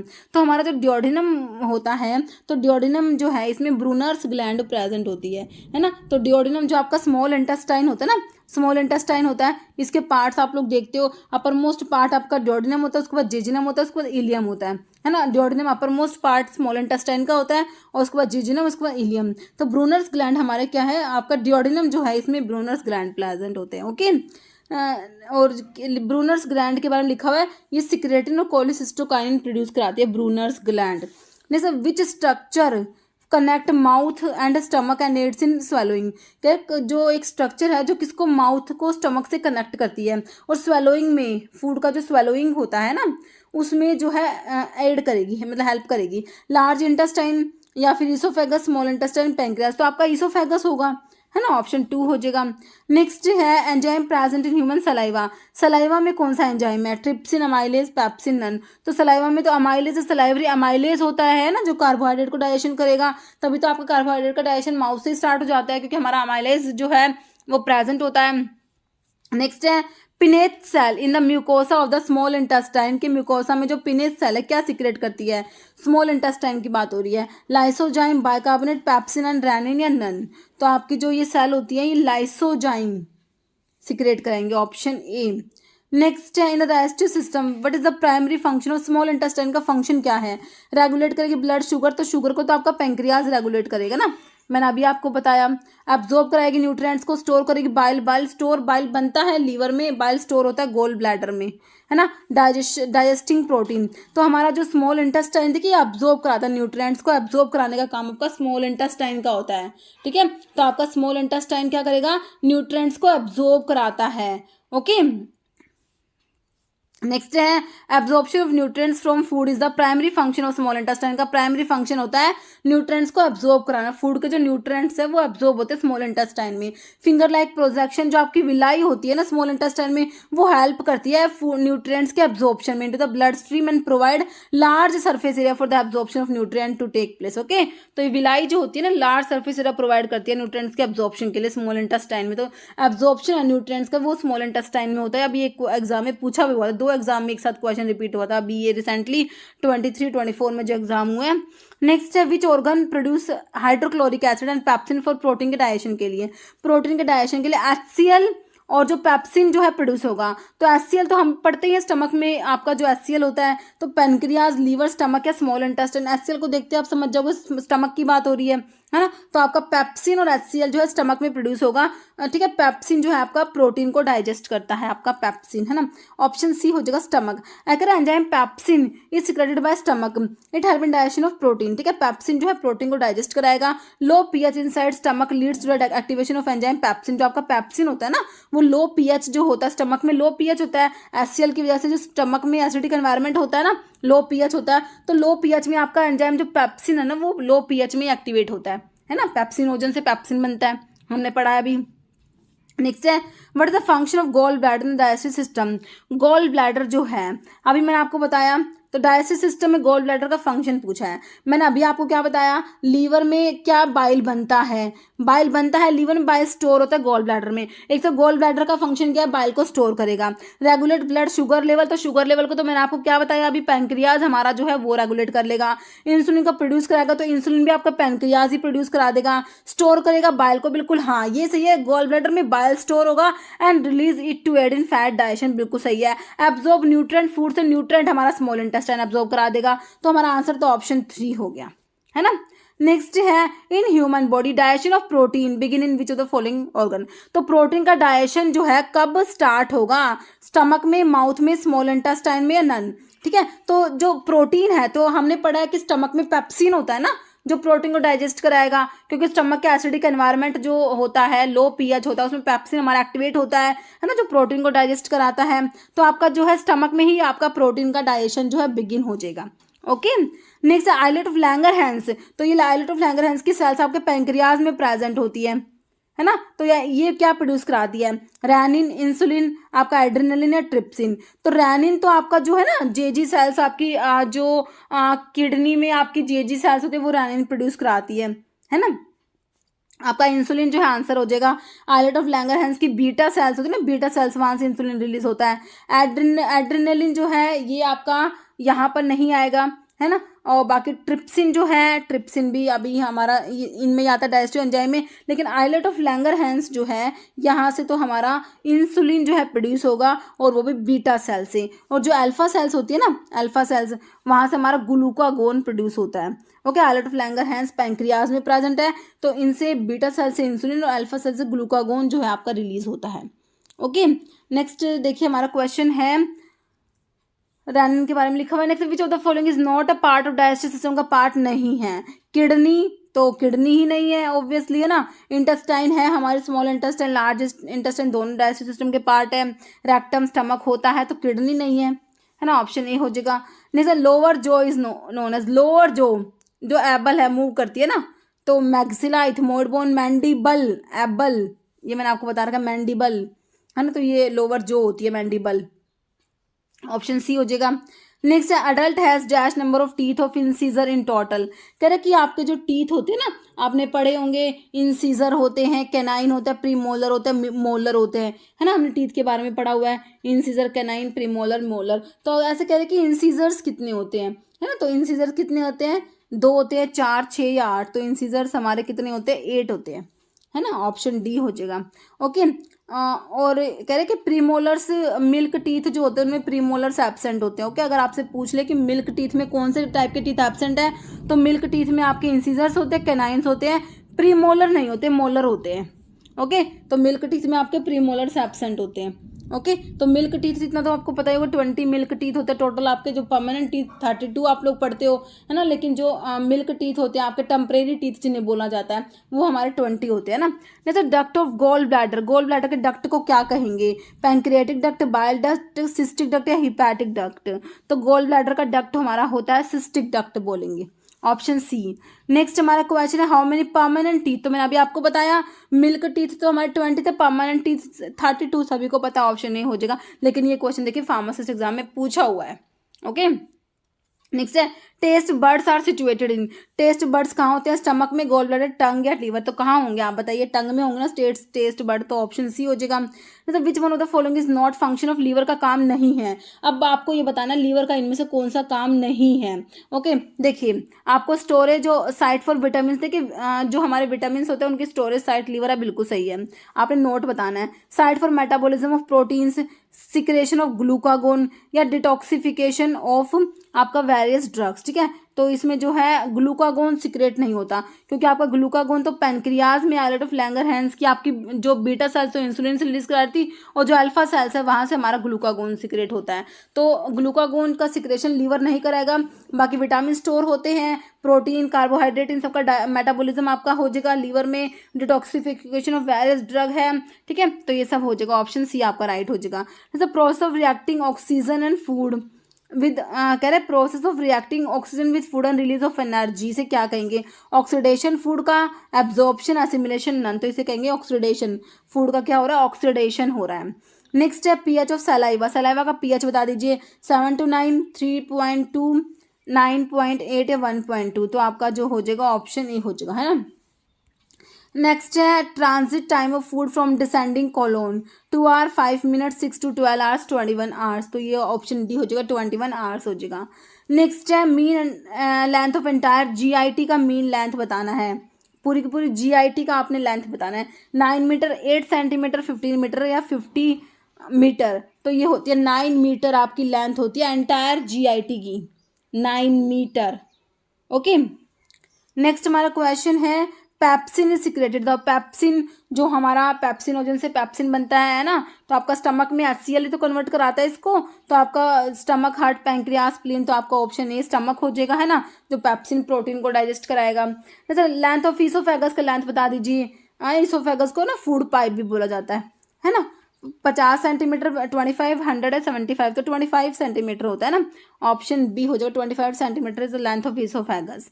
Next bile salts are essential to digestive, proteins, carbohydrate, vitamin, fat, तो बाइल सोल्ट्स जो होते हैं फैट को डाइजेस्ट करने के लिए जरूरी होते हैं, ये ऑप्शन डी हो जाएगा। जैसे biggest gland in the body, body की सबसे बड़ी ग्लैंड लीवर है या फिर थायराइड ग्लैंड है, पेनक्रियाज है, सुप्रा रीनल ग्लैंड, जो एड्रिनल ग्लैंड को बोलते हैं ना, सुप्रा रीनल ग्लैंड, तो एड्रिनल ग्लैंड है ना, किडनी के ऊपर प्रेजेंट होती है, 2 किडनी है तो 2 ही एड्रिनल ग्लैंड होती है ना। हाँ, तो आपका जो बिगेस्ट ग्लैंड लीवर हो जाएगा, ऑप्शन ए। नेक्स्ट है फंक्शन ऑफ लार्ज इंटेस्टाइन, तो लार्ज इंटेस्टाइन क्या करेगी? Storage of undigested food until defecation, absorption of water, absorption of electrolyte या ऑल, तो ये आपका फंक्शन सारे ये लार्ज इंटेस्टाइन के, है ना, ऑप्शन डी। नेक्स्ट है layer responsible for absorption and secretion in the GIT, GIT gastro intestinal tract में जो है आपका जो कि एब्जॉर्ब कराएगी और सिक्रेशन के लिए रेस्पॉन्सिबल होती है लेयर, कौन सी होती है? सब म्यूकोसा, म्यूकोसा मस्कुलरिस सिरोस, तो ये आपकी ऑप्शन बी म्यूकोसा। नेक्स्ट है breakdown of carbohydrate start with the secretion of the stomach, salivary gland, pancreas या स्मॉल इंटेस्टाइन, तो सलाइवरी ग्लैंड का जो सलाइवरी अमाइलेज होता है ना, वो आपका कार्बोहाइड्रेट का डाइजेशन बिगिन करा देगा। Okay, option B. नेक्स्ट है alpha cells of pancreas secrete, तो पैंक्रियाज की बीटा सेल्स है वो तो आपका इंसुलिन सिक्रेट करा रही है, तो अल्फा सेल्स मैंने आपको क्या बताया था, ग्लूकागोन सिक्रेट कराती है ना, ऑप्शन बी। नेक्स्ट है last part of small intestine, तो स्मॉल इंटेस्टाइन जो है इसमें आपने देखा इसका जो जोडिनम अपर मोस्ट पार्ट होता है, उसके बाद जोजिनम होता है, उसके बाद इलियम होता है, तो लास्ट पार्ट तो इलियम हो गया ना, जोजिनम अपर मोस्ट होगा, उसके बाद जोजिनम, उसके बाद इलियम होता है, ऑप्शन बी हो जाएगा लास्ट पार्ट इलियम। नहीं तो लीवर इज अफेक्टेड बाय, तो लीवर कौन से डिजीज में अफेक्ट होगा? Jaundice, measles, small pox, cholera, तो जॉन्डिस है ना, लीवर अफेक्ट होगा, ऑप्शन ए। नेक्स्ट है ड्यूडेनम इज सिचुएटेड, तो ड्यूडेनम कहाँ है? Upper most part of small intestine, lungs के पास, in the brain, at the tail end of the intestine. तो मैंने आपको बताया स्मॉल इंटेस्टाइन जो है, देखिए आपकी स्मॉल इंटेस्टाइन जो है ये देखिए इस नाम से स्मॉल है, बाकी होती बड़ी है ये, ओके। तो ये लगभग ना 5 मीटर लॉन्ग होती है, ओके। और आपकी जो लार्ज इंटेस्टाइन होती है ना, नाम से तो लार्ज है बट होती स्मॉल है, ये लगभग ना 1.5 मीटर लंबी होती है बस, ओके। ये आपकी देखिए 5 मीटर है, ये 1.5 मीटर, ओके। तो स्मॉल इंटेस्टाइन आपकी 5 मीटर लॉन्ग होती है। हाँ, तो मैं आपको बता तो क्या रही थी, स्मॉल इंटेस्टाइन जो है इसमें ड्यूडेनम, जेजुनम और इलियम है ना। तो अपर मोस्ट पार्ट स्मॉल इंटेस्टाइन का आपका ड्यूडेनम होता है, तो आपका आंसर ऑप्शन ए हो जाएगा, ओके। नेक्स्ट हमारा क्वेश्चन है पैराइटल सेल, जिन्हें ऑक्जेंटिक सेल्स भी कहते हैं, क्या सीक्रेट कराती है? पेप्सिनोजन, एक्सट्रिंसिक फैक्टर, रेनिन या HCl। तो आपकी जो पैराइटल सेल्स होती है ना वो HCl को सीक्रेट कराती है, ओके। पैराइटल सेल्स जो है इनसे HCl और एक ना इंट्रिंसिक फैक्टर होता है वो भी यहीं से सीक्रेट होता है, ओके। तो अब इसका आंसर हमारा ऑप्शन डी हो गया, acyl hydrochloric acid. Part of the urinary system है ना, हमने यूरिनरी सिस्टम पढ़ेंगे तो कह रहे सारे के सारे पार्ट्स है यूरिनरी सिस्टम के, एक्सेप्ट मतलब कि एक पार्ट नहीं होगा यूरिनरी सिस्टम का, आपने वो बताना है।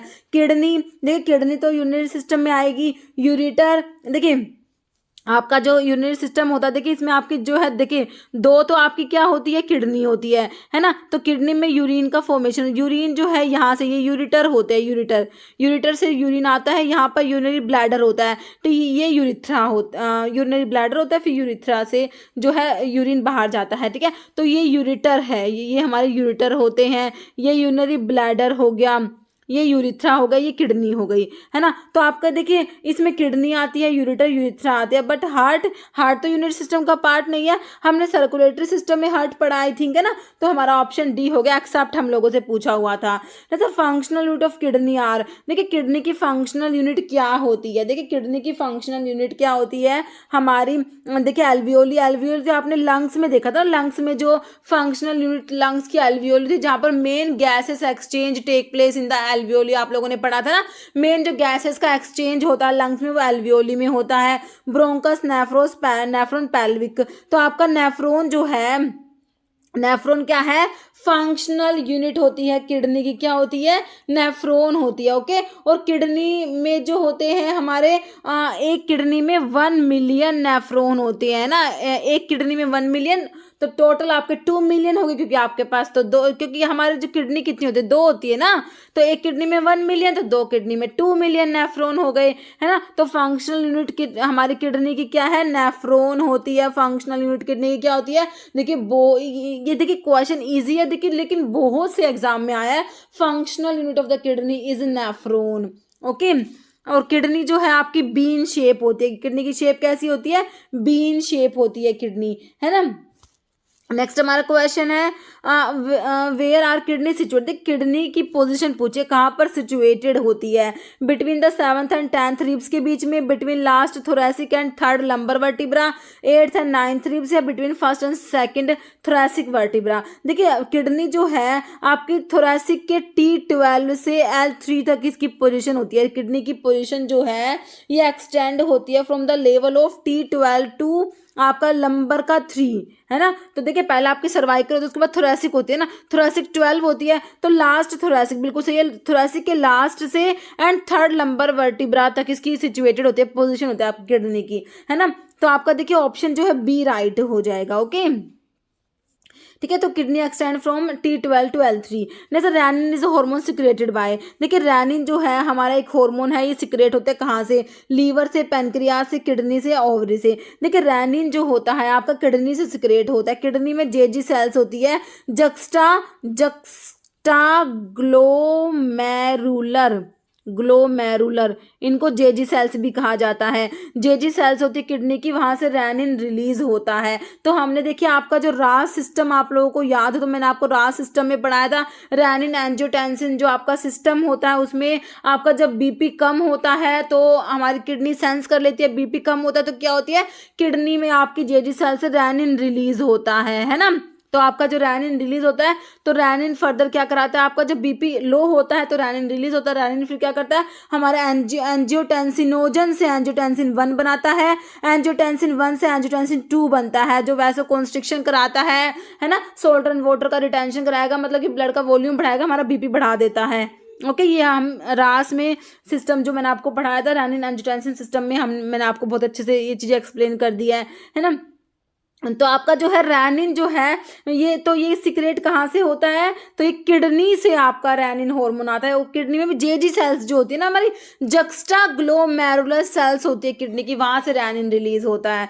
बहुत इंपॉर्टेंट है रेनिन वाला क्वेश्चन, बहुत ज़्यादा इंपॉर्टेंट है। ओके, ध्यान रखना है क्योंकि एग्जाम में बहुत बार आया है ना। नहीं, बता दिया मैंने आपको जेजी sales. Next, absence of secretion of urine from the kidney. Absence of urine है ना, मतलब कि सिक्रेशन ऑफ यूरिन बिल्कुल एब्सेंट है तो नेफ्राइटिस, तो आपकी जो इन्फ्लामेशन हो जाएगी ना, किडनी की इन्फ्लामेशन, नेफ्रॉन वर्ड आपका जो है किडनी से रिलेटेड होगा, तो नेफ्राइटिस आपकी इन्फ्लामेशन हो जाएगी किडनी की, है ना। बाकी आपका यूरीमिया है, एन्यूरिया, एनोरेक्सिया, तो आपका जो absence of secretion of urine is anuria, option C. Okay, नहीं, which of the following organ regulate salt level in the body में सॉल्ट का लेवल कौन रेगुलेट करेगा, किडनी, लीवर, ब्रेन या हार्ट, तो किडनी ही रेगुलेट करेगी, है ना, ऑप्शन ए। नेक्स्ट है counter current multiplier system in the kidney is crucial for which function. देखिए ये क्वेश्चन देखिए एसएसबी में एग्जाम हुआ 2023 में, उसमें आया, और फिर आपका ओएमसीएल का 2024 में एग्जाम हुआ ना, उसमें रिपीट हो गया। तो इस टाइप से क्वेश्चन रिपीट होते हैं। ओके, तो कह रहा है counter current multiplier system kidney में crucial for which function, concentrating urine, urine storage, filtering blood या यूरिन ट्रांसपोर्ट, तो ये कंसंट्रेट करने के लिए होता है यूरिन को, ऑप्शन ए हो जाएगा। नहीं, तो proximal convoluted tubules lies in, देखिए आपका जो पीसीटी है प्रोक्सिमल कॉन्वोल्यूटेड ट्यूबुल्स, ये कहाँ पर है, renal medulla, renal pelvis, renal cortex, renal sinus, है ना। तो आपका देखिए आपकी जो आउटर मोस्ट लेयर होती है किडनी की वो तो फाइब्रस कैप्सूल होता है, फाइब्रस कैप्सूल के बाद आपका जो होता है कोर्टेक्स होता है, कोर्टेक्स के बाद आपका मेडुला होता है। ओके, तो आपका देखिए जो बोमन कैप्सूल हो गया, आपका प्रोक्सिमल कॉन्वोल्यूटेड ट्यूबुल्स है, ये सारे आपके ना कोर्टेक्स वाले पोर्शन में लाई करते हैं, है ना। तो आपका जो पीसीटी है प्रोक्सिमल कॉन्वोल्यूटेड ट्यूबुल्स जो होता है लाइज इन, तो आपका रीनल कोर्टेक्स हो जाएगा, ऑप्शन सी। ओके, नेक्स्ट है amount of blood pass through the kidney पर मिनट, एक मिनट में किडनी से कितना ब्लड पास होता है, 5 ml, 100 ml, मतलब 100 लीटर, 1.2 लीटर या 5 लीटर, तो ये 1.2 लीटर ब्लड पास होता है किडनी से एक मिनट में, ऑप्शन सी हो जाएगा। नेक्स्ट है out of the following which is the first step, urine के प्रोडक्शन में फर्स्ट स्टेप क्या होता है, ग्लोमेरुलर फिल्ट्रेशन होता है, tubular secretion, tubular reabsorption, urinary bladder store urine, तो फर्स्ट स्टेप जो होता है आपका ग्लोमेरुलर फिल्ट्रेशन होता है ना। जो हमारा बोमन कैप्सूल जो आपका जो ये बोमन कैप्सूल्स होता है या फिर पीसीटी होता है, तो बोमन कैप्सूल्स में आपका जो ग्लोमेरुलर कैपिलरीज होती है ना, यहाँ पर हमारा ग्लोमेरुलर फिल्ट्रेशन होता है। तो फर्स्ट स्टेप मतलब जो यूरिन होता है, यूरिन में से जो आपका जो है ये जो आयंस वगैरह है, हमारे ग्लूकोज, अमीनो एसिड, सब कुछ जो मतलब यहाँ पर होता है ना ग्लोमेरुलर फिल्ट्रेशन होता है, तो ये फर्स्ट स्टेप होता है आप लोगों का जो यूरिन के प्रोडक्शन में फर्स्ट स्टेप है ग्लोमेरुलर फिल्ट्रेशन, ऑप्शन ए हो जाएगा। Next which of the following release renin, renin कहाँ से रिलीज होता है, मैंने आपको बताया था किडनी में आपकी जो जेजी सेल्स होती हैं, जक्स्टा ग्लोमेरुलर सेल्स जो होती है रेनिन को रिलीज कराती है। Cells of the juxta glomerular apparatus, juxta medullary apparatus, gastric gland of infant या क्रिप्ट ऑफ लाइबरकून, तो जेजी सेल्स है ना, cells of juxta glomerular apparatus है ना। Next the following hormone plays है मेजर रोल, वाटर के reabsorption में किसका मेजर रोल है, सोमैटोस्टैटिन, रिलैक्सिन है, ऑक्सीटोसिन, वैसोप्रेसिन, तो आपका एंटी डाययूरेटिक हार्मोन जो होता है वैसोप्रेसिन क्या करता है, वाटर रीअब्जॉर्ब कराता है, आपका जो डिस्टल ट्यूबुल्स होता है और कलेक्टिंग डक्ट की सेल्स होती है वहां से क्या करता है, ये वाटर को रीअब्जॉर्ब कराता है, ऑप्शन डी हो जाएगा। नेक्स्ट है involuntary loss of urine is known as micturition, incontinence, defecation, nocturia, तो इसको बोलते हैं इनकॉन्टिनेंस, ऑप्शन बी। नेक्स्ट है पीएच ऑफ ह्यूमन यूरिन, देखिए यूरिन का पीएच स्लाइटली एसिडिक होता है, ध्यान रखना है क्या होता है, स्लाइटली एसिडिक होता है यूरिन का पीएच। ओके, देखिए urine light yellow coloured fluid and slightly acidic होता है, पीएच में वेरी फ्रॉम 4 to 8 तक वेरी कर सकता है। Next which one of the following organ is responsible for the water balance of the human body, का जो वाटर बैलेंस है उसके लिए कौन सा ऑर्गन रेस्पॉन्सिबल है, देखिए लंग्स है, लीवर है, किडनी है, हार्ट है, तो आपका किडनी ही रेस्पॉन्सिबल है, ऑप्शन सी हो जाएगा, है ना। जैसे main excretory organ in man, तो मेन एक्सक्रीटरी ऑर्गन क्या है, किडनी है, नेफ्रिडिया है, ट्रैकिया, तो आपका जो है लंग्स दिया हुआ है, तो किडनी मेन एक्सक्रीटरी ऑर्गन हमारा किडनी हो जाएगा। मतलब we have to each of these except, देखिए दो है सारी चीजें, मतलब कि टू होती है नंबर्स में, एक को छोड़ के एक्सेप्ट पूछा है। देखिए एड्रिनल ग्लैंड, एड्रिनल ग्लैंड जो है इसको सुपरा रीनल ग्लैंड भी कहते हैं। क्या कहते हैं, सुपरा रीनल ग्लैंड। क्यों, क्योंकि जो आपकी जो किडनी होती है, दो किडनी होती है ना, तो आपकी जो किडनी होती है, किडनी के ऊपर प्रेजेंट होती है ये एड्रिनल ग्लैंड, तो दो किडनी होती है तो दो तो एड्रिनल ग्लैंड होंगी, तो ये तो दो होती है। किडनी तो मैंने आपको बता ही दिया दो होती है। यूरिनरी ब्लैडर, देखिए आपका जो ये यूरिटर हो गया, यूरिटर से ये यूरिनरी ब्लैडर हो गया, या यहाँ पर यूरिथ्रा हो गया, तो यूरिटर भी दो होते हैं, है ना, लेकिन ब्लैडर तो एक ही है ना, तो आपका to each of these except, तो bladder option C, urinary bladder को छोड़ के बाकी तीनों दो होती है, ब्लैडर एक होता है। ओके, ऑप्शन सी आपका राइट हो गया। नेक्स्ट है branch of capillaries present in the Bowman capsule, जो आपका बोमन कैप्सूल, जो आपका ये बोमन कैप्सूल होता है ना, तो बोमन कैप्सूल जो है इसमें जो ब्रांच ऑफ कैपिलरीज का जो ब्रांच होता है उसे क्या कहेंगे, पेसिनियन कॉर्पसल्स, बोमन कैप्सूल, ग्लोमेरुलस या मल्पीगियन कैप्सूल, तो इसे कहेंगे ग्लोमेरुलस कहते हैं, है ना। कैपिलरीज का जो ब्रांच होता है बोमन कैप्सूल में उसे क्या कहेंगे, ग्लोमेरुलस कहते हैं। ऑप्शन सी हो जाएगा। ओके, नेक्स्ट है नॉर्मल ग्लोमेरुलर फिल्टरेशन रेट कितना होता है, तो देखिए ये आपको नॉर्मल जीएफआर बहुत इंपॉर्टेंट है, एग्जाम में बना हुआ क्वेश्चन, 125 ml पर मिनट होता है, ध्यान रखना है, और ये यूनिट्स भी याद रखना, क्योंकि ना एग्जाम में कंफ्यूज करने के लिए आपको इनमें भी मतलब कि अलग दे दी जाती है। तो 125 ml पर मिनट होता है, देखिए सेकंड ऑप्शन में ही सेकंड दिया हुआ है, 125 ml पर सेकंड नहीं था, 125 ml पर मिनट होता है नॉर्मल जीएफआर जो होता है आप लोगों का। ऑप्शन आपका ए राइट हो जाएगा। देखिए इसमें लिखा भी हुआ rate at which blood is filtered through all the glomerular is cold, इसे जीएफआर कहते हैं, ग्लोमेरुलस फिल्टरेशन रेट कहते हैं। और एक ये आपका 125 ml पर मिनट होता है नॉर्मल जीएफआर, हमने देख लिया। और एक किस में हेल्प करता है, रीनल फंक्शन को असेस करने में हेल्प करता है।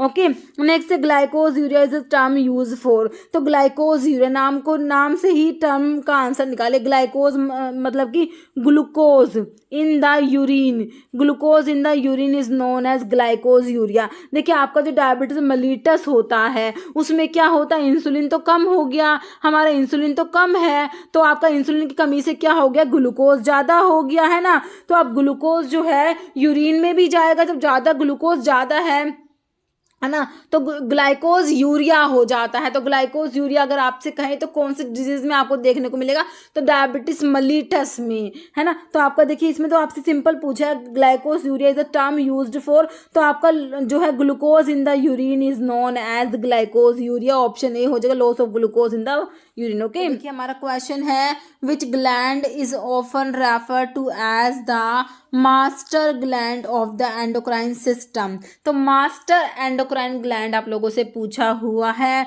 एड्रिनल ग्लैंड है, पेनक्रियास, थायराइड ग्लैंड या पिट्यूटरी ग्लैंड, तो मास्टर एंडोक्राइन ग्लैंड हमारी पिट्यूटरी होती है ना। पिट्यूटरी को क्या बोलते हैं, मास्टर एंडोक्राइन ग्लैंड बोलते हैं। ओके, और जो पिट्यूटरी को भी कंट्रोल करे, है ना, तो वो मास्टर एंडोक्राइन ग्लैंड से भी ऊपर हो गए ना, तो मतलब उसको सुपर मास्टर ग्लैंड बोल दो, है ना। मतलब कि जो पिट्यूटरी को भी कंट्रोल करे वो आपका हाइपोथैलेमस होगा, है ना, वो पिट्यूटरी को भी कंट्रोल करेगा, है ना। तो मास्टर एंडोक्राइन ग्लैंड को भी कंट्रोल कर सकती है ग्लैंड, वो हमारी हाइपोथैलेमस है।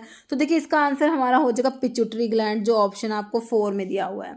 ओके, एड्रिनल ग्लैंड आपको पता है किडनी के ऊपर प्रेजेंट होती है, किडनी जो होती है ना उसके ऊपर जो हमारी ये किडनी होती है, इसके ऊपर जो मतलब कि किडनी ढंग से बना लेना भाई, मेरी तो ड्राइंग ऐसी है।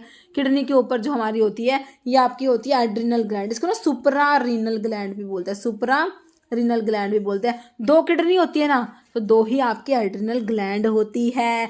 एड्रिनल ग्लैंड का ध्यान रखना है कि 2 होती है, जैसे कई बार पूछ लेते हैं क्वेश्चन। ओके, पैनक्रियाज के बारे में बताऊं मैं आपको, ये हेटेरोक्राइन ग्लैंड होती है। एक तो जो है इससे आपके ये एक्सोक्राइन भी होती है, एंडोक्राइन भी। एक्सोक्राइन फंक्शन तो क्या है, आपके डाइजेस्टिव एंजाइम प्रोड्यूस होते हैं। दूसरा एंडोक्राइन फंक्शन क्या है, इससे हॉर्मोन्स, जबकि जैसे आपका इसमें आइलेट ऑफ लैंगरहैंस की जो सेल्स होती है ना उनका एंडोक्राइन फंक्शन होता है। और जो एक्सोक्राइन फंक्शन होता है ना वो एसिनर सेल्स होती है पैनक्रियाज में, जो एक्सोक्राइन फंक्शन जैसे डाइजेस्टिव एंजाइम प्रोड्यूस होते हैं। और एंडोक्राइन फंक्शंस के लिए आपकी जो आइलेट ऑफ लैंगरहैंस की जो alpha cells, beta cells, alpha cell से ग्लूकागोन, बीटा सेल से इंसुलिन, सब हमने पढ़ा हुआ है, हमें पता है ना। तो वो ठीक है, पेनक्रियाज हिटेरोक्राइन ग्लैंड इसलिए बोल देते हैं इसको। थायराइड ग्लैंड आपको पता ही है T3 T4 कैल्सिटोनिन, ध्यान रखना कैल्सिटोनिन को मत भूलना। थायराइड ग्लैंड से T3 T4 और कैल्सिटोनिन हार्मोन प्रोड्यूस होते हैं।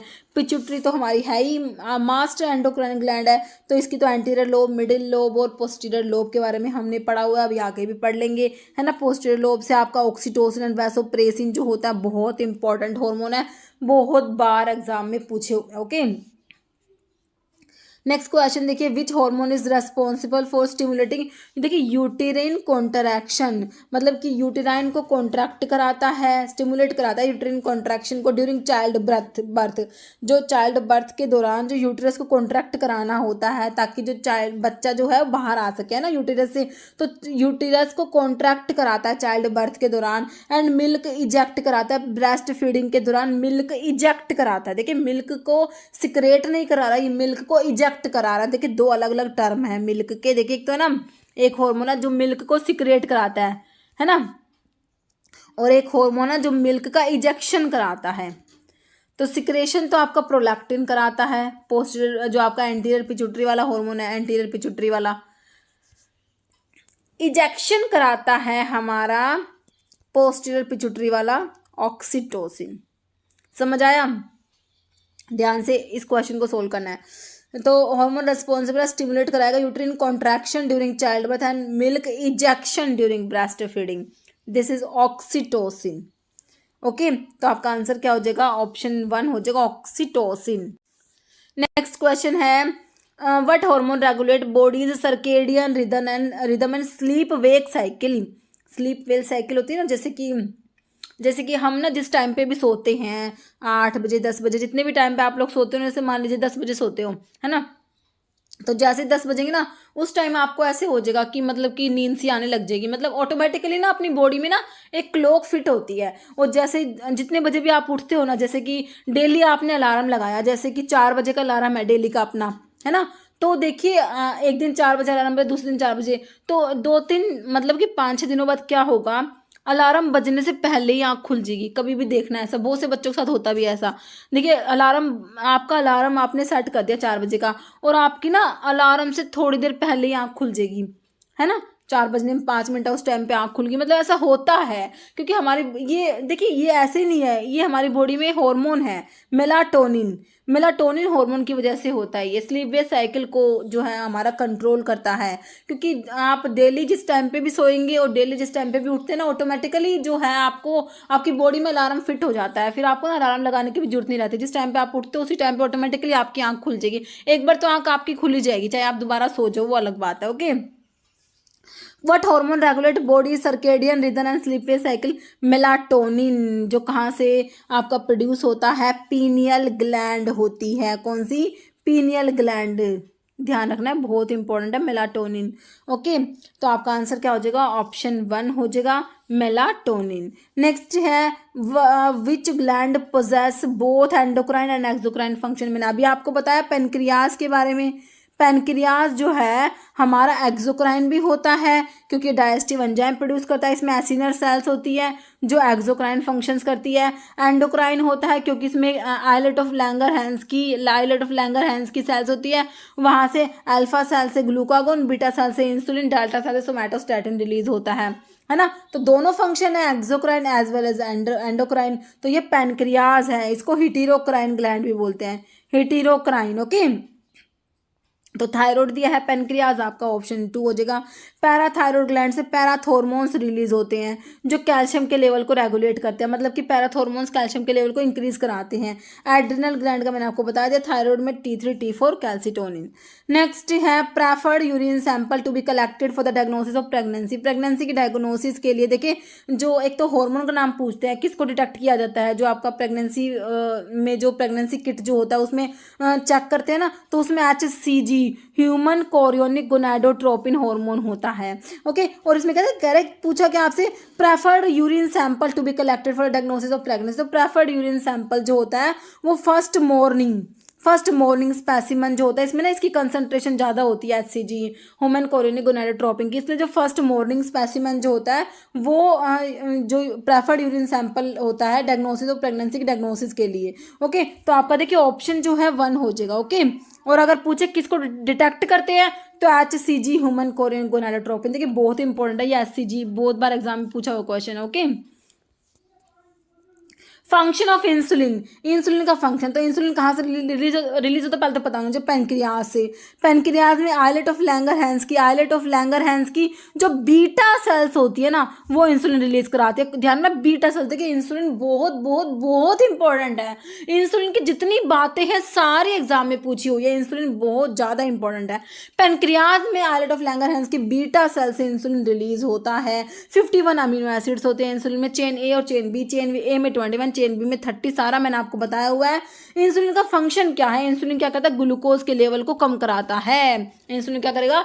ग्लूकोज के लेवल को कम कराता है। अब इंसुलिन की कमी हो जाएगी तो क्या हो जाएगा? ग्लूकोज ज़्यादा हो जाएगा, डायबिटीज मेलिटस हो जाएगा। डायबिटीज मेलिटस में क्या होता है? इंसुलिन कम, ग्लूकोज ज़्यादा। हाइपरग्लाइसेमिया, ग्लूकोज ज़्यादा हो जाएगा, इंसुलिन कम हो जाएगा, क्योंकि इंसुलिन तो ग्लूकोज के लेवल को कम कराता है। अब इंसुलिन कम हो जाएगा तो ग्लूकोज ज़्यादा हो जाएगा, तो ये आपका डायबिटीज मेलिटस में होता है। और एक डायबिटीज इंसिपिडस होता है, तो उसमें क्या होता है? आपका एंटी डायरेटिक हार्मोन जो होता है, वैसोप्रेसिन जो होता है, वो कम हो जाता है। उसकी वजह से आपका डायबिटीज इंसिपिडस होता है, उसमें पोलीयूरिया, यूरिनेशन ज़्यादा होता है उसमें। ओके, तो वो डायबिटीज इंसिपिडस है, कंफ्यूज मत होना, है ना। तो इंसुलिन का फंक्शन क्या है? इंक्रीज करेगा ग्लूकोज को? नहीं, इंक्रीज नहीं करेगा, ये डिक्रीज करेगा। डिक्रीज ब्लड ग्लूकोज लेवल, है ना। ऑप्शन आपका 2 हो जाएगा। बाकी इनहिबिट ग्लाइकोजन सिंथेसिस, तो ग्लाइकोजन की सिंथेसिस, ग्लाइकोजन को तो बनाएगा क्योंकि ग्लूकोज कम करना है इसने, तो ग्लूकोज को ले जाके कि ग्लाइकोजन में कन्वर्ट करा देगा कि ग्लाइकोजन की फॉर्म में ग्लूकोज स्टोर हो जाए।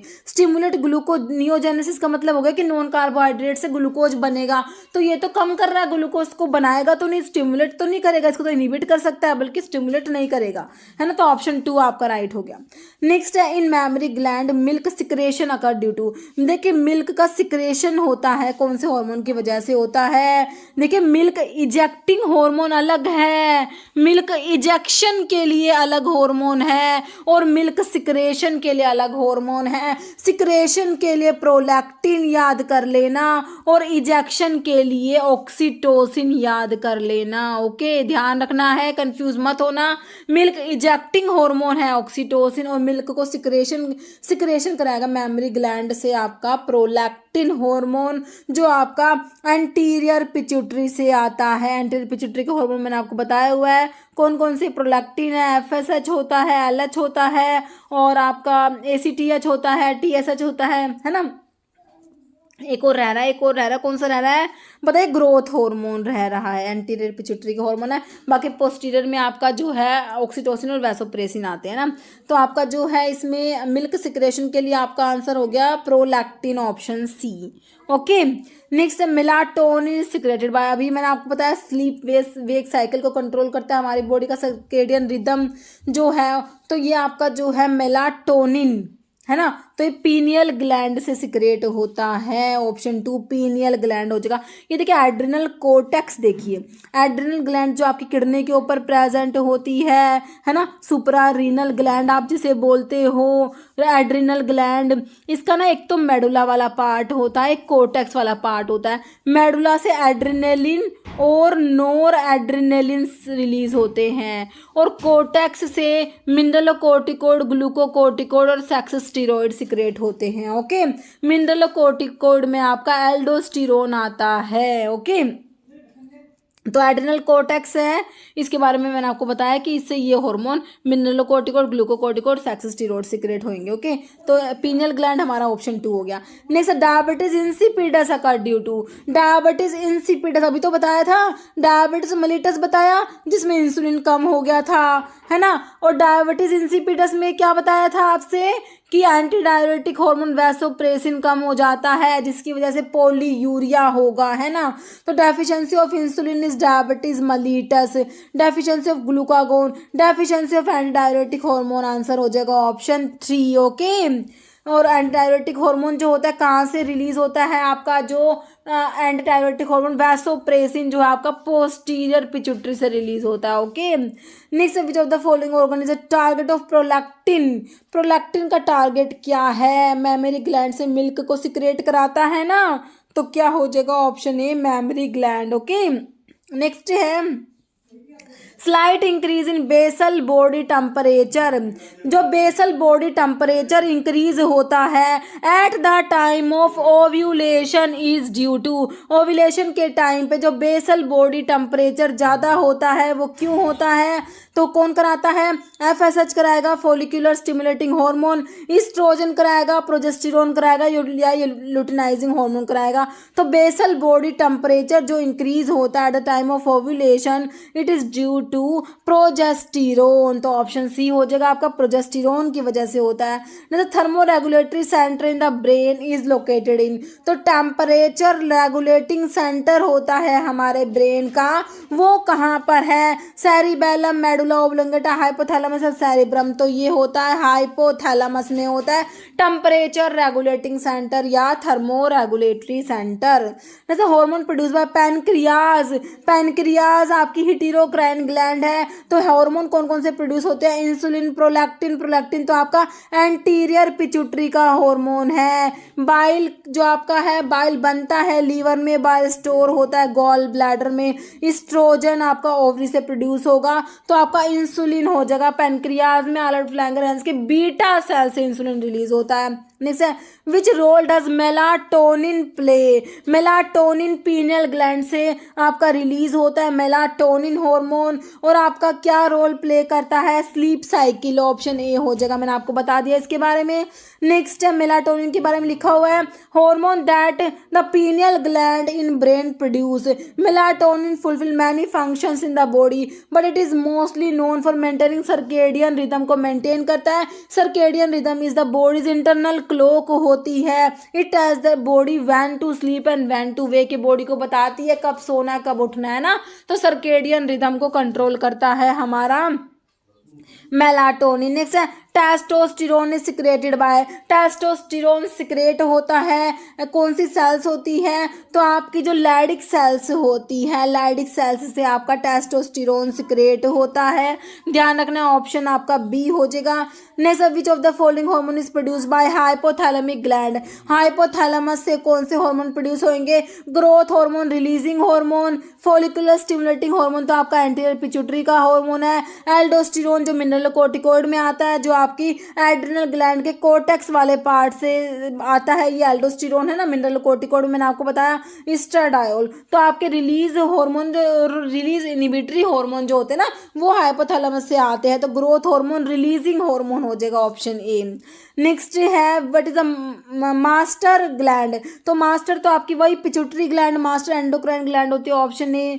नेक्स्ट है मिल्क सिक्रेशन स्टिमुलेटेड बाय, तो मिल्क सिक्रेशन पूछा हुआ, ध्यान से क्वेश्चन को पढ़ना है, ऑक्सीटोसिन, रिलैक्सिन, प्रोजेस्टेरोन या प्रोलैक्टिन, तो वो सिक्रेशन के लिए प्रोलैक्टिन, और मिल्क इजेक्शन की बात होती तो ऑक्सीटोसिन है ना, oxytocin facilitate milk ejection from the mammary gland during lactation.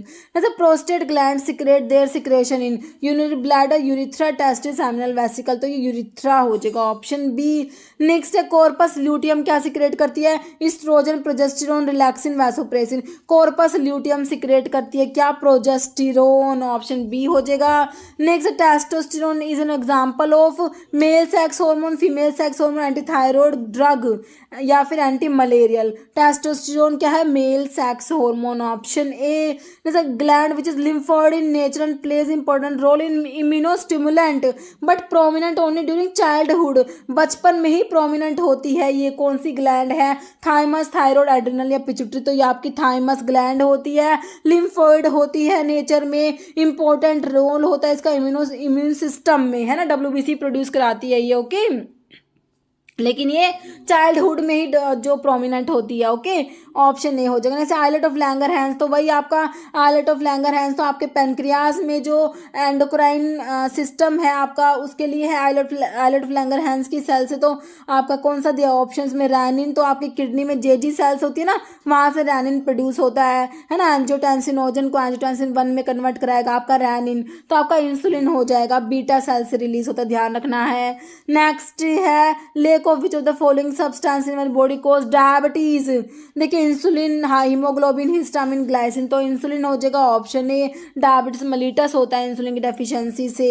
जैसे which of the following is female sex hormone, androgen, estrogen, oxytocin, insulin, तो एस्ट्रोजन हो जाएगा ना, फीमेल सेक्स हार्मोन, ऑप्शन आपका बी राइट हो जाएगा। Okay, composed of neurons and neuroglia, है ना, तो कौन सा जो ये टिश्यूज के ऊपर आ गया question, muscular tissue, epithelial, connective, तो आपका ये नर्वस टिश्यू होता है ना, जिसमें आपका न्यूरॉन्स एंड न्यूरोग्लिया सेल्स होती है। नेक्स्ट है dash is a inferior part of brain stem. Brain stem जो है उसका इंफीरियर पार्ट कौन सा होता है, सेरिब्रम, सेरिबेलम, ग्रे मैटर या मेडुला ऑब्लोंगाटा। तो आपका जो इंफीरियर पार्ट होता है ब्रेन स्टेम का, ये आपका मेडुला होता है, मेडुला ऑब्लोंगाटा होता है ना। इसमें हमारे वाइटल सेंटर्स प्रेजेंट होते हैं। जैसे क्वेश्चन आता है रेस्पिरेटरी सेंटर कहाँ प्रेजेंट है, रेस्पिरेटरी सेंटर हमारा कहाँ है, मेडुला में होता है। कार्डियोवास्कुलर सेंटर कहाँ प्रेजेंट होता है, वॉमिटिंग सेंटर जो होता है ये सब मेडुला में होते हैं। नेक्स्ट है which one of the following is not a part of central nervous system. CNS का मतलब क्या है, सेंट्रल नर्वस सिस्टम। देखिए सेंट्रल नर्वस सिस्टम में आपका ब्रेन आता है और आपकी स्पाइनल कोड्स आती है। ओके, तो सेंट्रल नर्वस सिस्टम में हमारा ब्रेन आएगा और स्पाइनल कोड आता है CNS में। तो देखिए spinal cord, cerebro spinal fluid आ जाएगा, सेरिब्रम आ जाएगा, है ना। तो आपका ये सोमैटिक नर्व्स इसमें नहीं आएंगी। आपसे नोट पूछा हुआ है तो आपका आंसर ऑप्शन सी हो गया। नेक्स्ट है human brain is covered by how many membrane. देखिए जो ब्रेन है ना, इसकी जो कवरिंग होती है, इसकी मेम्ब्रेन होती है, उन्हें क्या बोलते हैं, मेनिंजिस बोला जाता है। क्या कहते हैं, मेनिंजिस बोलते हैं। तो ब्रेन की कितनी मेम्ब्रेन है, कितनी कवरिंग है, तो ब्रेन जो है इसकी 3 कवरिंग होती है। ड्यूरामीटर होती है, अरेक्नोइड मेम्ब्रेन और पायामीटर होती है। ओके, कितनी होती है, 3 होती है, ऑप्शन ए हो जाएगा। नहीं तो मेनिंजिस है 3, देखिए इसमें बता दिया आपको, मेनिंजिस 3 होती है। Thin membrane that protect the central nervous system, तो ठीक है हमने पढ़ लिया। सेंट्रल नर्वस सिस्टम जो है हमारा, है ना, तो इसको जो 3 मेम्ब्रेन है जो क्या करेंगी, प्रोटेक्ट करती है। Which of the following is not one of them, उसमें से एक कौन सी नहीं है, तो मैंने आपको बताया dura mater, arachnoid membrane and pia mater, है ना। ड्यूरामीटर, अरेक्नोइड मेम्ब्रेन, पायामीटर होता है, ऑप्शन 4 आपका मीडियन सल्कस नहीं होगा। नेक्स्ट है which component of central nervous system is responsible for processing sensory information high order thinking के लिए, है ना, जो सेंसरी इन्फॉर्मेशन को प्रोसेस करेगा और थिंकिंग के लिए रेस्पॉन्सिबल है। Brain stem, cerebellum, cerebrum, spinal cord, तो ये आपका होता है सेरिब्रम होता है, जो लार्जेस्ट पार्ट होता है ब्रेन का। सेरिब्रम क्या होता है, लार्जेस्ट पार्ट होता है ब्रेन का, और ये रिस्पॉन्सिबल होता है प्रोसेसिंग सेंसरी इन्फॉर्मेशंस के लिए, है ना। और ये जो है आपका हाई ऑर्डर थिंकिंग के लिए भी रेस्पॉन्सिबल होता है आपका सेरिब्रम, है ना।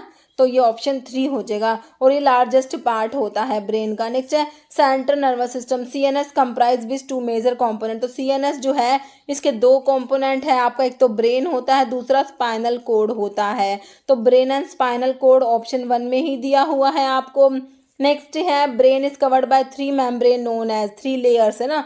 तो आपके ब्रेन की लेयर्स को क्या कहोगे, सेरिबेलम, मेडुला, मेनिंजिस, कॉर्पस, तो ये मेनिंजिस होती है ना, ऑप्शन 3।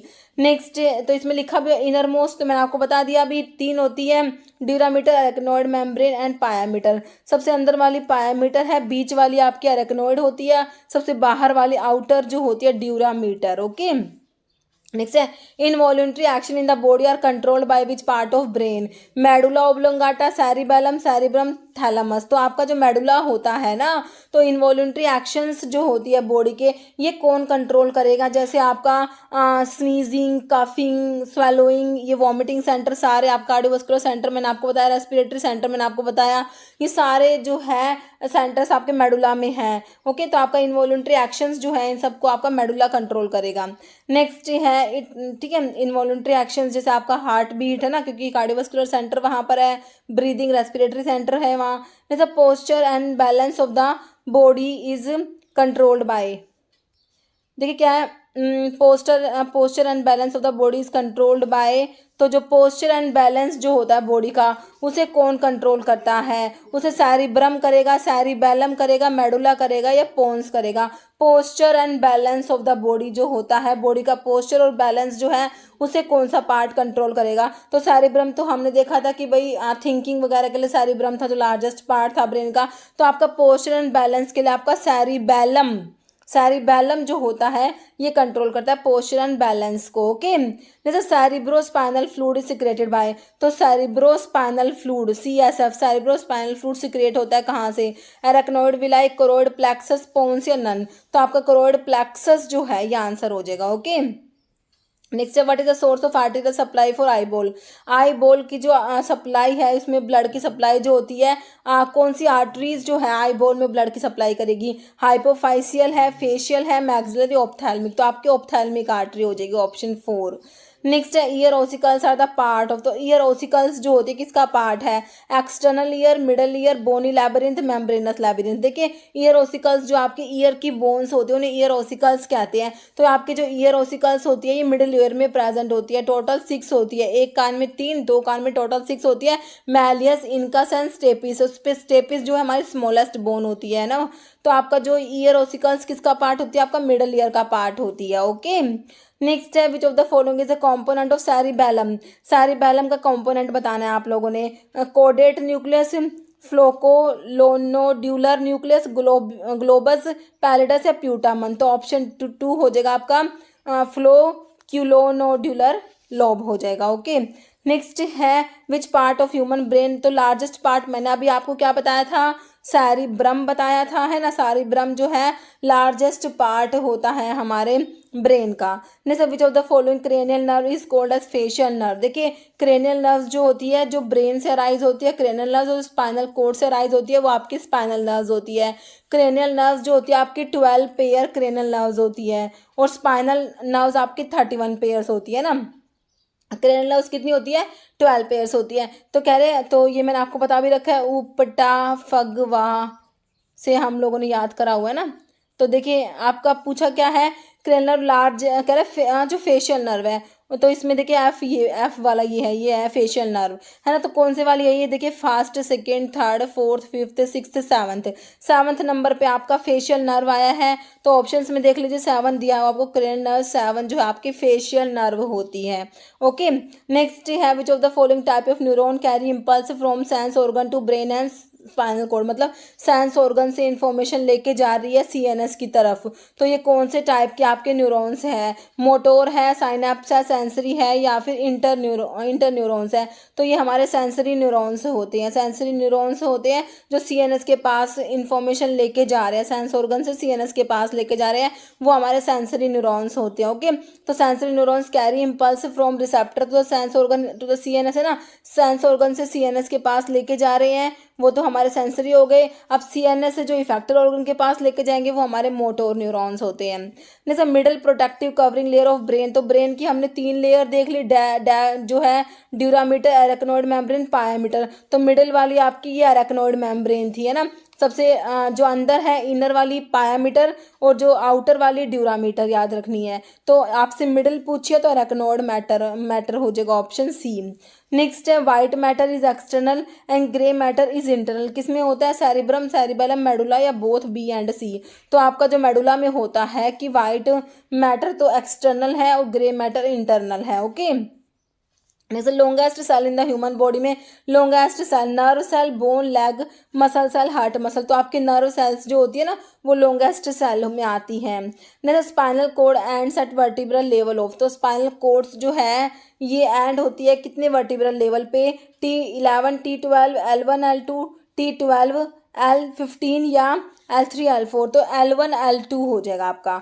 ओके, नेक्स्ट हमारा क्वेश्चन है ventricle of brain are lined by, तो एपेंडाइमोसाइट्स, एस्ट्रोसाइट्स, ओलिगोडेंड्रोसाइट्स या आपका है पोडोसाइट्स? तो ये ये है एपेंडाइमोसाइट्स जो है ये आंसर हो जाएगा ऑप्शन 1। ओके, तो वेंट्रिकल के बारे में लिखा ventricle system of brain is lined by special type of cells. ठीक है, तो स्पेशल टाइप्स ऑफ सेल होती है जो लाइन करती है ब्रेन के वेंट्रिकुलर सिस्टम को, है ना। तो एपेंडाइमोसाइट्स होती है, ये एपेंडाइमा भी इन्हें कहते हैं। जैसे central nervous system nerve that arise from cerebrum and brain stem, तो वो नर्व जो सेरिब्रम एंड ब्रेन स्टेम से अराइज होते हैं, मतलब कि जो आपके जो है CNS से अराइज हो रही है वो आपकी स्पाइनल नर्व्स होती है ना। जो स्पाइनल वो आपकी क्रेनियल नर्व्स होती है, सॉरी, जो ब्रेन से अराइज हो रही है ना वो आपकी कौन सी है, क्रेनियल नर्व्स है। और जो आपकी स्पाइनल कोड से राइज होती है वो आपकी स्पाइनल नर्व्स होती है ना। तो आपकी कह रहे हैं सेरेब्रम एंड ब्रेन स्टेम से राइज होती है, तो ये हमारी क्रेनियल नर्व्स हो जाएंगी, जो 12 पेयर्स मैंने आपको बताया हुआ है ना। नेक्स्ट तो क्रेनियल नर्व्स होती है that emerge directly from the brain including the brain stem in contrast to spinal nerves which emerge from segment of the spinal cord. Okay, जैसे how many laminae are present in the gray matter of spinal cord, तो कितनी laminae होती है spinal cord के grey matter में, तो ये 10 होती है, ऑप्शन 4 हो जाएगा। जैसे part of I include all of the following except, तो आई के पार्ट में कौन कौन सा आता है, देखिए स्टेपिस तो मैंने आपको मैलेस इनका स्टेपिस जो ईयर ओसिकल्स होती है ना, ईयर की बोन होती है, मिडिल ईयर में प्रेजेंट होती है, और स्मॉलेस्ट बोन भी आपकी स्टेपिस होती है। तो स्टेपिस तो कान ईयर का पार्ट हो गया, तो आपका तो एक्सेप्ट आपसे पूछा था तो ऑप्शन ए ही एक्सेप्ट में आ गया। बाकी कॉर्निया हो गया, लेंस हो गया, प्यूपिल हो गया, आई के पार्ट होते हैं। ओके, जैसे which of the following is not part of, neuron का पार्ट नहीं है, एक्सोन होता है, डेंड्रोन सेल बॉडी भी होता है, बिल्कुल सिंपल है, हीमोग्लोबिन नहीं होगा, है ना। नेक्स्ट है in eye donation which part of donors eye is utilize, eye donation में आई का जो कौन सा पार्ट डोनेट करते हैं, तो याद रखना कॉर्निया डोनेट किया जाता है, क्योंकि कॉर्निया में कोई भी ब्लड सप्लाई नहीं होती, इसलिए कॉर्निया डोनेट किया जाता है। ओके, ऑप्शन डी हो जाएगा।